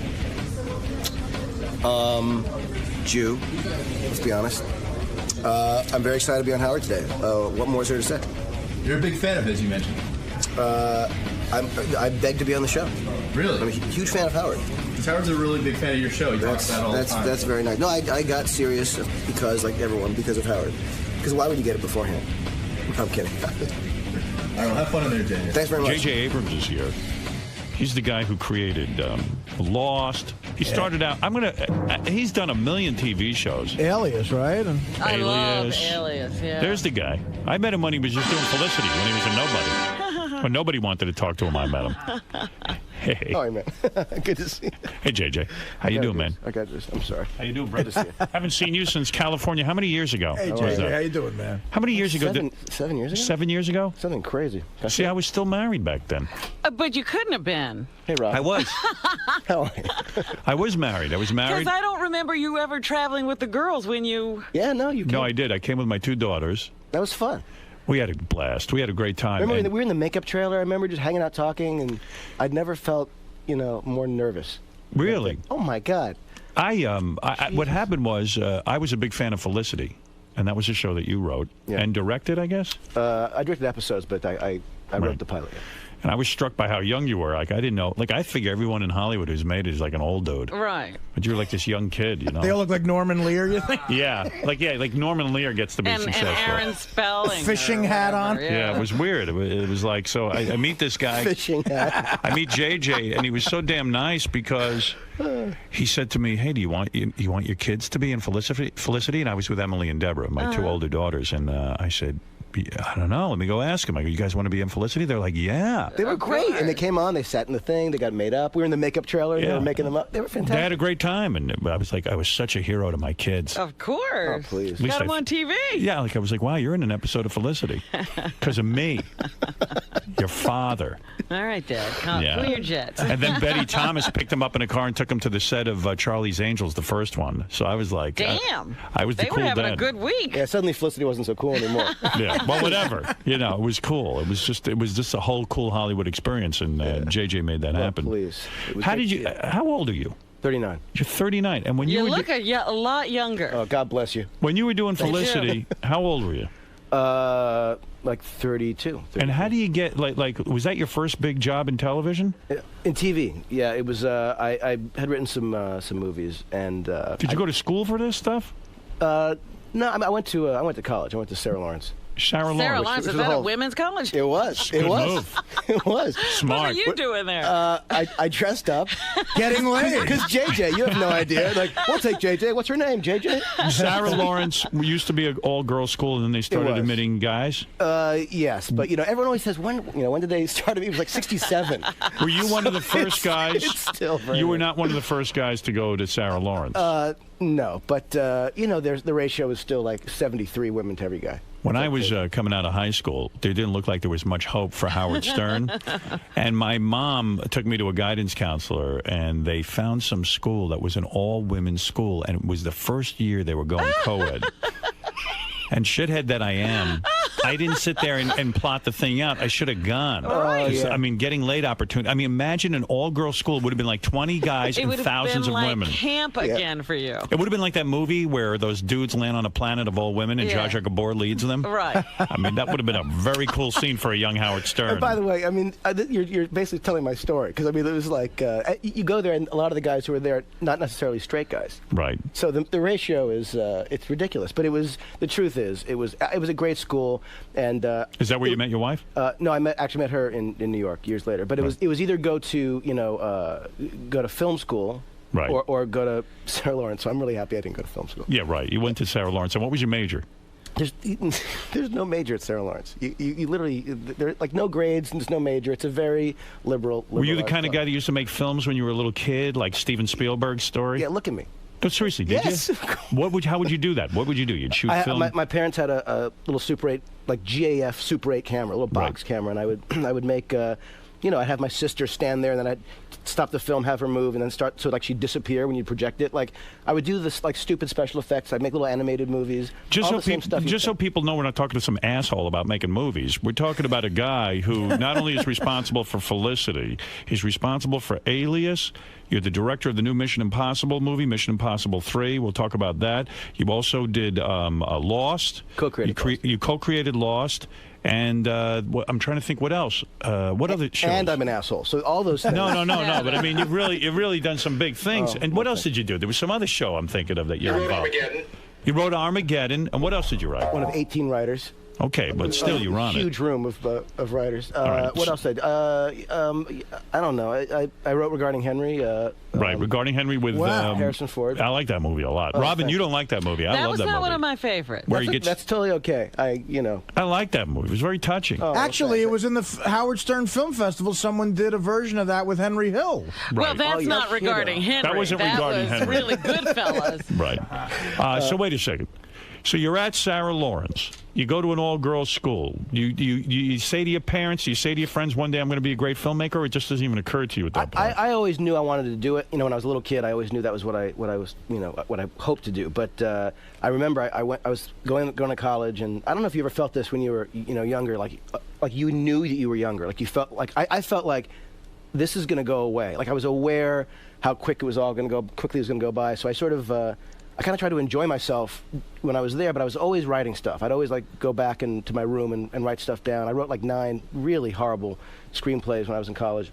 Now, what do you mean? You would as a kid, you would sit and fantasize about being a director or a writer? Well, I always knew I wanted to direct, and I knew that I wasn't going to film school, and I had no desire to. A good friend of mine was going to film school, and it sounded pretty miserable. So Why did it sound miserable? A guy who wants to be a director, you go to film school and you learn. Yeah, but what happens is you go there, and what you learn pretty quickly is a lot of the stuff the technical stuff, you can learn pretty quickly. And this is, look, I don't mean to knock all film schools, but the truth is, like my father gave me great advice before I went to college, which is go learn what to make movies about, not how to make them. Right. And the truth is, you can pretty quickly learn the technical stuff you need. In terms of what the content is, I got to go to Paris for my junior year. It was heaven. It was like the greatest And time. Felicity must have come out of that Sarah Lawrence experience. And Regarding Henry as well. I never would have written your favorite movie, Regarding Henry. You're like, I wish you hadn't gone to Sarah Lawrence. Maybe you shouldn't have gone. But your dad was a big television producer, right? He produced TV movies. So it's sort of you're around it as a kid, so you start to understand it, and you see that there's a possibility that you could do it. Yeah, I was when I was 8 years old. My dad used to sell commercial time for CBS, which is a whole other thing we could talk about. And we moved to Los Angeles when I was 5, and so my grandfather came out and visited, and he took me to Universal Studios, which at the time was like a real backstage tour. It wasn't an amusement park. And I remember seeing, like at the time, like the big attraction was like walking through Lucille Ball's dressing room. Like there was no collapsing bridge or anything. So I was like, this is cool. They showed special effects, like hanging planes upside down on strings and filming it upside down so you wouldn't see the strings on top and all that kind of crap. And I thought, this is the coolest thing I'd ever seen in my life. Right. About a year later, my father became a co-producer of a TV movie, and he started. What is the TV movie? Do you remember? The first one he did. Yeah. He did it was like the Life of James Dean or something. Did he do any big ones? He did a bunch of sort of big miniseries type things. But my favorite ones he did were ones you'd never remember. Like one was called Red Alert. Like he did these he did like 2 or 3 kind of fringe sci-fi ones. Most of them were like Gold in My Ear, the biopic, or I remember that one. He's done some. I do. He's done some good ones though. I think they got a man to play Gold in My Ear. Is that the one with Ingrid Bergman playing her in one of them? Yeah. But he's done like hundreds of these things. She's still alive? I don't know. No, your father. No, your father. No, your father. No, I'm saying I don't know. No, he is. Yeah. He is. He's still alive. But is he proud? He must be pleased as hell with you, or maybe very jealous. He's so proud it's embarrassing. I mean, it's like it's the kind of thing where this is the thing. So I work at Disney for years, and I never get to talk to Michael Eisner, and I always think Michael Eisner was the head of Disney. Big guy, yeah, Right. and I think God, one day, because I'd done Felicity there, I'd done Alias there. This is just before this is before Lost. You're making the guy money. Well, I would like to. How's it going? I'd like to, actually see this guy and say hi, and I'd see him at like the upfronts or like some big event. I'd see him and I'd wave, and he'd wave and he wouldn't. Right. So I think, no acknowledgement that he even knows. He could give a shit about you. Right. So one night I'm sitting there and I'm giving our kids a bath, and I'm in, and I hear the phone ring, and Katie, my wife, she says, hey JJ, it's Michael Eisner on the phone. Right. And I'm like, holy shit, it's Michael Eisner. So, of course, I just bolt out of the bathroom, and the kids are like, what the? And I run to the phone, and I get on the phone. I'm like, hello? And he's like, JJ? And it's like, I'm like, yes, sir, Mr. Eisner. And he's like, how's it going? I'm like, it's going well. I think this is finally this, moment of acknowledgement that, I'd worked for them and done a decent job. And he goes, so I ran into your father. He says, I never call you. I should call you. Oh, Jesus. Oh, God. My dad literally, at the market, ran into Eisner's like, you should call my son. So meanwhile, you're bathing your kid. Michael Eisner's on the phone. You drop the kid in the tub. The kid drowns. Exactly. They forget all about the kid. It was a bad story. Oh, that's great. Yeah, so my dad's very proud, and he's Well, think of it this way. You've had vindication. Michael Eisner's now hosting a bad cable television show. Yeah. You know what I mean? So that's good. He called me to be on that show, Michael Eisner. I'm sure he would call anybody. He needs help. Well, I got a call from Michael Eisner. But I got a call from Michael Eisner, and I went, wait a second. It says, Michael Eisner's office called you, and he wants to speak to you. And I'm going, this guy must be involved in something big. He wants to speak to me This about is it. it. Yeah, I was like, wow, this is We're it. going into business together. The guy left Disney. It didn't work out. He's going to start his own thing. He wants to needs run me. my studio. Yeah, like he wants to get involved with me in business. I called him up. He goes, would you like to be in my cable show? And I went, I'll get back to you on that. Oh, come on. No, I'm not doing that. Have you seen it? No, I haven't seen it. Is it bad? I haven't seen it. The reviews have been terrible. I saw him interview Martha Stewart, and it was just 2 people congratulating themselves, like going, "You're Type A, right? Yeah, I'm Type A. Yeah, you're Type A. I'm Type A You're Type too. A. I'm Type A. I'm so glad I tuned in. So move on to your story, because I'm just curious. What was the first big show? Was it Felicity? In TV, it was Felicity. And how do you get that? Like, here you are, some guy. You're doing what? TV commercials? I'd written a few movies. Okay. What movies had you written? I did Regarding Henry, Forever Young. You're gonna love these movies. But you sold. I know you already. You got out of. Wait a second. You got out of college. And you said. Gary likes Forever Young. Sorry. You got out of college and you decided to write movies. Yeah. And you go home and you start writing. And, you put yourself on a schedule and you start writing. This is what happened. It was Christmas. I'm going to bore the hell out of you. I'm just telling you. So that's okay. People want to know how to make it in this industry. All right, well, we just had the Howard Stern Film Festival, and people are trying to figure this out. This is what happened. It was Christmas break of my senior year of college, and I was back in Los Angeles, wandering around. Are you guys bored yet? Yes. No, go on. Rob was like, and now stop. So I'm back in LA, and I literally am thinking, what the hell am I going to do? I'm about to graduate college. I have no sense of what next year is going to look like, and I'm at the mall, like doing like Christmas shopping, and I'm thinking, this is a disaster. And I'm going down the escalator, and going up the escalator is this girl who I knew, Jill Mazursky, whose father's Paul Mazursky. Right. And I hadn't seen her in a year or so, and I said, hey, hey. And she had an agent, and she had sold some scripts, and she was like doing what I wanted to do. Right. Did you have an indication that you might be really good at this, that you were brilliant? Oh, please. You can't. No, seriously, no. I mean, No, I'd written like 9 screenplays in college that were all pretty bad. Okay. All of them. The feedback you got was, hey, this is not good. I would show some like friends, and they'd be like, yeah. So how would you know how to write a screenplay, though? Since you didn't go to film school, how do you know how to honestly, do it? if you buy a screenplay, because you can buy them, right. and you read and you see sort of how they're structured. There are books. They're like diet books. There are a million books on how to write. Right. There are even more now. I actually like those kind of books because they make me feel like, oh yeah, I can like you're getting like a coach, So you're saying you did a lot of it by instinct? Well, a lot of it was instinct, and a lot of it was reading other scripts and seeing what it looks like. It was self-teaching. Yeah, but it was like that's not hard. And there are a million assholes who write scripts all the time, and they're horrible at it. So you never really know. But anyone who actually can finish a screenplay, you're in like the top 10%. Everyone says I'm going to write a screenplay, and no one finishes it. It's hard to think stuff through. It is, but a lot of what it is if you figure out. In a general sense, is there a character that you care about, that you connect to, that you just feel that's someone I want to watch? And if you figure out a beginning, middle, and end, not everybody can do it, but it's not remotely as hard as you might think. I'm jumping ahead here, but with the TV show Lost, do you really have a game plan? I mean, everyone's probably asked you this. Are you still involved with that? Yeah, this year I get far too much credit for what the show is. This season I was off doing this movie. The guy I created the show with, Damon Lindelof, has been running it with Carlton Cuse, another writer. So I haven't been there this year. But when you created it and you sat down and you said, I want to do a story about some people on an island who get marooned there and there's weird shit happening, did you have a fully realized story, a beginning, middle, and end, or is this just going by the seat of your pants? What happened on this is Lloyd Braun called me. Right, And he said, listen, I have this idea. Right. People who survive a plane crash. And I'm thinking, how's that a show? All right. And he said, you don't understand. I have 1 week. We have to get this show going. I'm like, what the hell are you talking about? So I think about it like that day. He's like, call me before the end of the day. So I call him. I'm like, look, I have an idea for what this thing could be. It's going to be too weird for you. And I pitch out sort of what I was thinking. He goes, I love that. Good. He's like, do that. We need an outline by Friday. Yeah, Lloyd is the guy I keep talking about. He was at ABC. He was running ABC at the time. He's the guy who signed me to become their Barbara Walters, in essence. I'd never had time to do the show.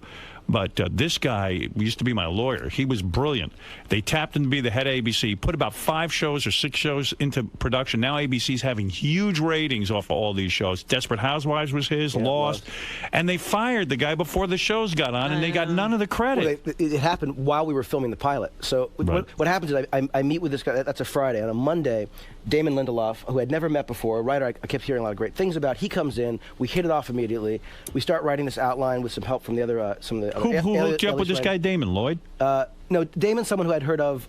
There was a woman, Heather Caden, at ABC, who kept talking about this guy, Damon. He's a genius, And I'm thinking, on a Friday, if on Monday I have to find someone to do this, I wasn't planning on writing it at all. Right. So Damon comes in, we hit it off immediately. He has like an old, like a vintage Star Wars shirt. He was just, he was like, it was the same level of geekdom. Like he came in, I'm like, I love him. I love him. So My brother. It's like, he walks in, I hug him. So you guys sit down in a room and come up with the whole Lost thing off of Lloyd's concept? Yeah, he and I just hit it off. We had this great, meeting, and we realized we have essentially 4 days to write this Lost, outline. right. Yeah. So we write this outline with some of the other writers. We turned it on a Friday. That Saturday, Lloyd calls. He says, we're greenlighting the pilot. And he says, you have 11 and a half weeks to finish writing it, cast it, shoot it, cut it, turn it in, and it's a 2-hour pilot. Wow. And I'm thinking, what? And I liked it enough, and I thought, okay, I'm going to direct this thing instead of looking for a director. So we started writing scenes that next week for auditions, because we couldn't start from the beginning, because we had to start auditioning people. You had to find actors. Yeah. What was great about that was we got to bring people in who kind of inspired some of the characters. So some like, the guy like Jorge Garcia, who we saw in Curb Your Enthusiasm. He comes in. He's the first guy we hired. He plays big fat guy. He plays Hurley. Right. He came in and he had like an attitude that matched what we wanted, but like he was so specific, we could actually, as we wrote the script, tailor it to fit him a little bit. And the more people came in, the more we And even that hot chick on the show with the dark hair, she had never even had acting experience. Well, it's funny because she had never done anything, and we saw a ton of people. And meanwhile, we're writing the script. At night we're casting during the day, and location scouting and where the hell are we going to shoot it and who's doing the special effects and there's all that stuff. And we kept seeing people. There was someone I thought maybe could do it, but I still hadn't seen.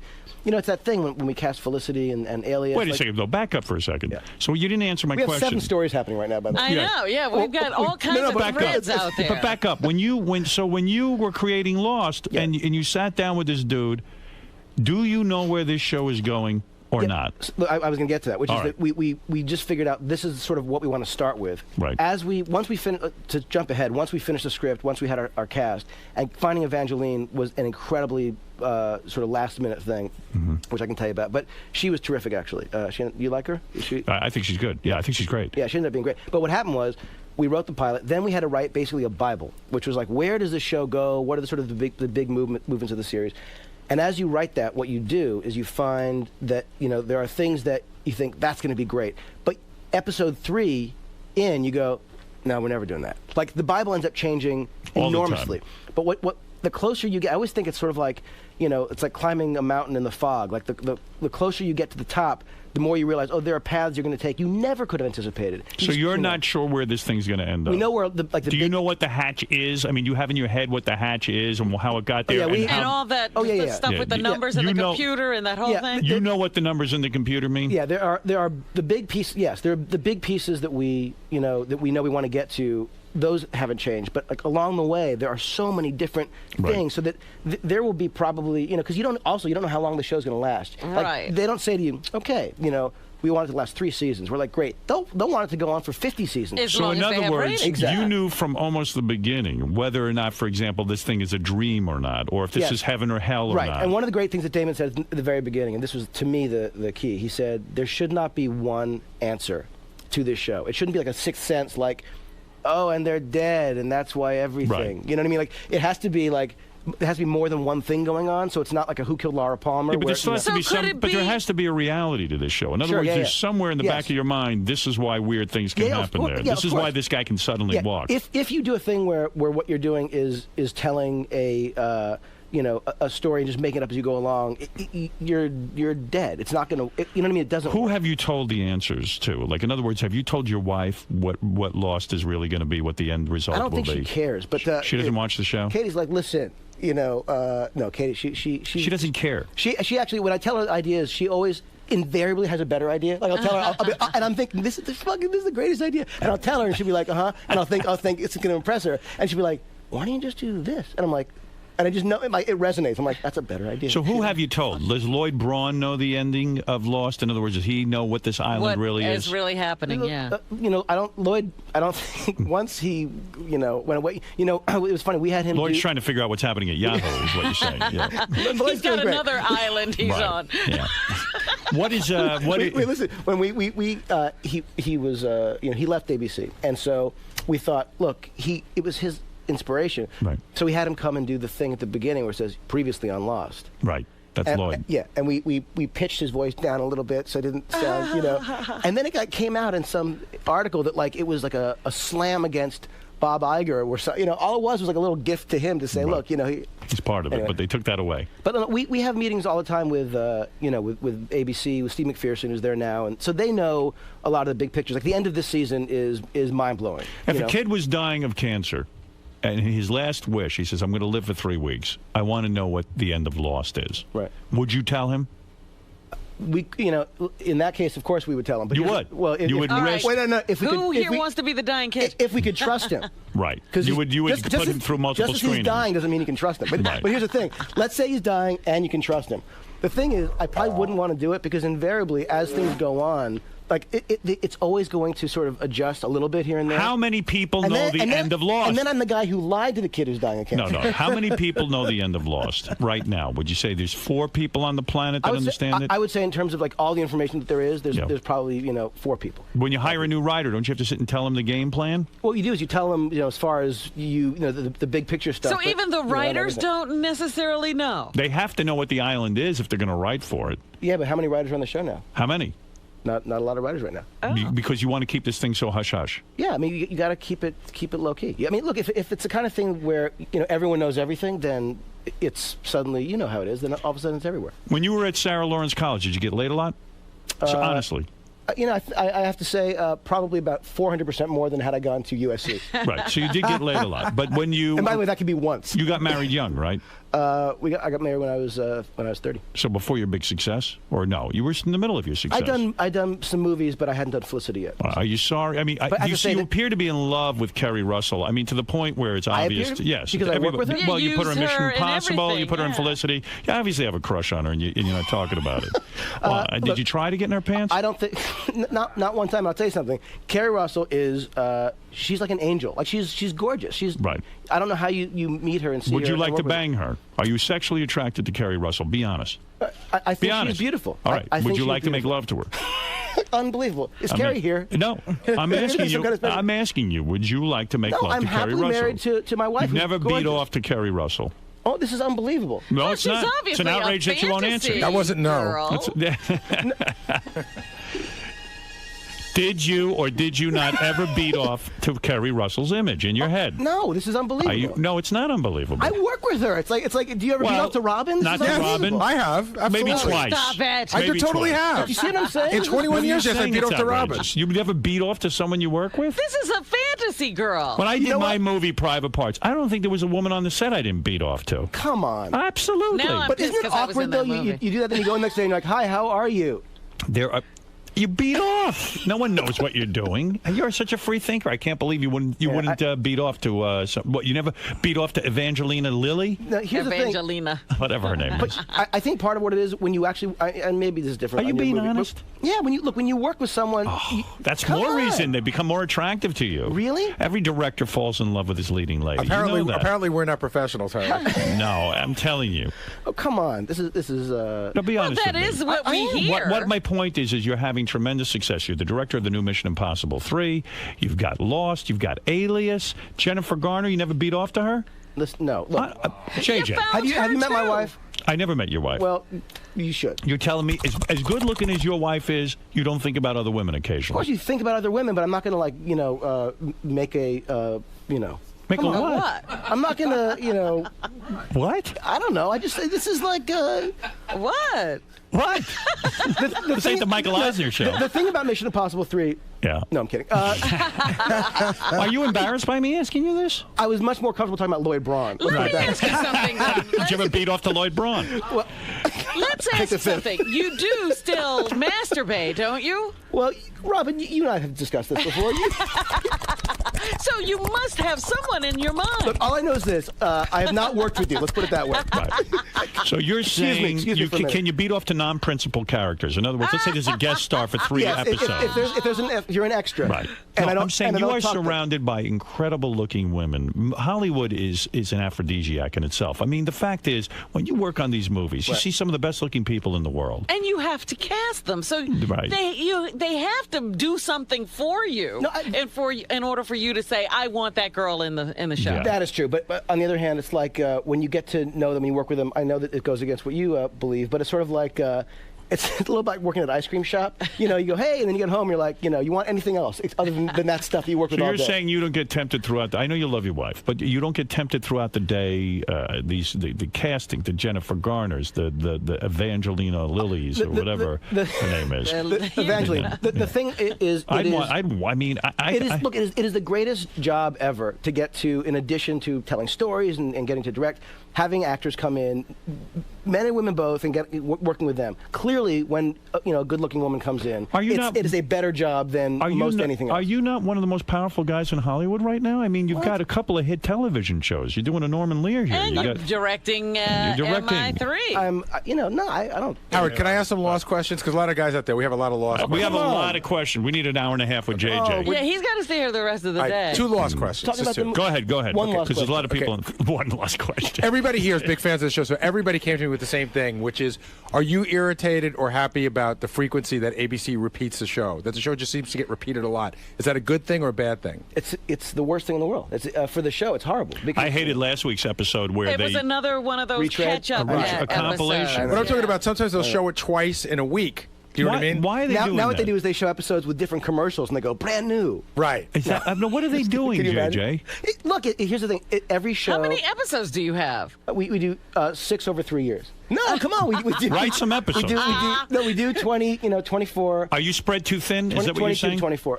In other words, you can't. How can you pay attention to Lost? How can you pay attention to Alias? How can you pay attention to Mission Impossible 3? Are you spreading yourself too thin, J.J. Abrams? No.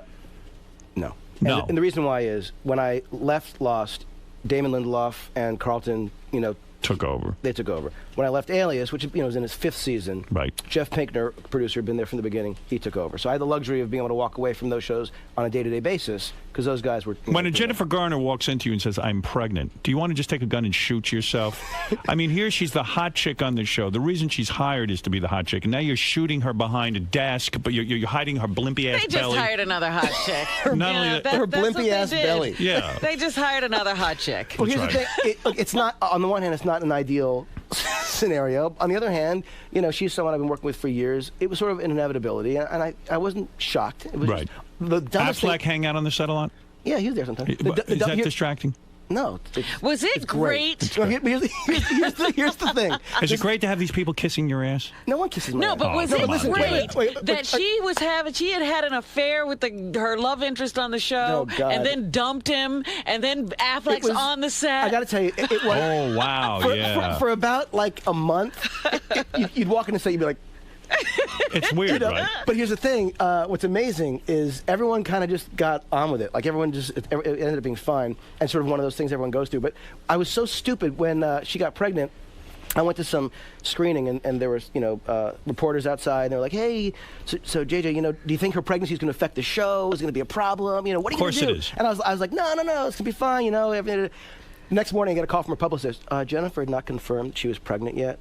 And I was like, I fell for it like an idiot.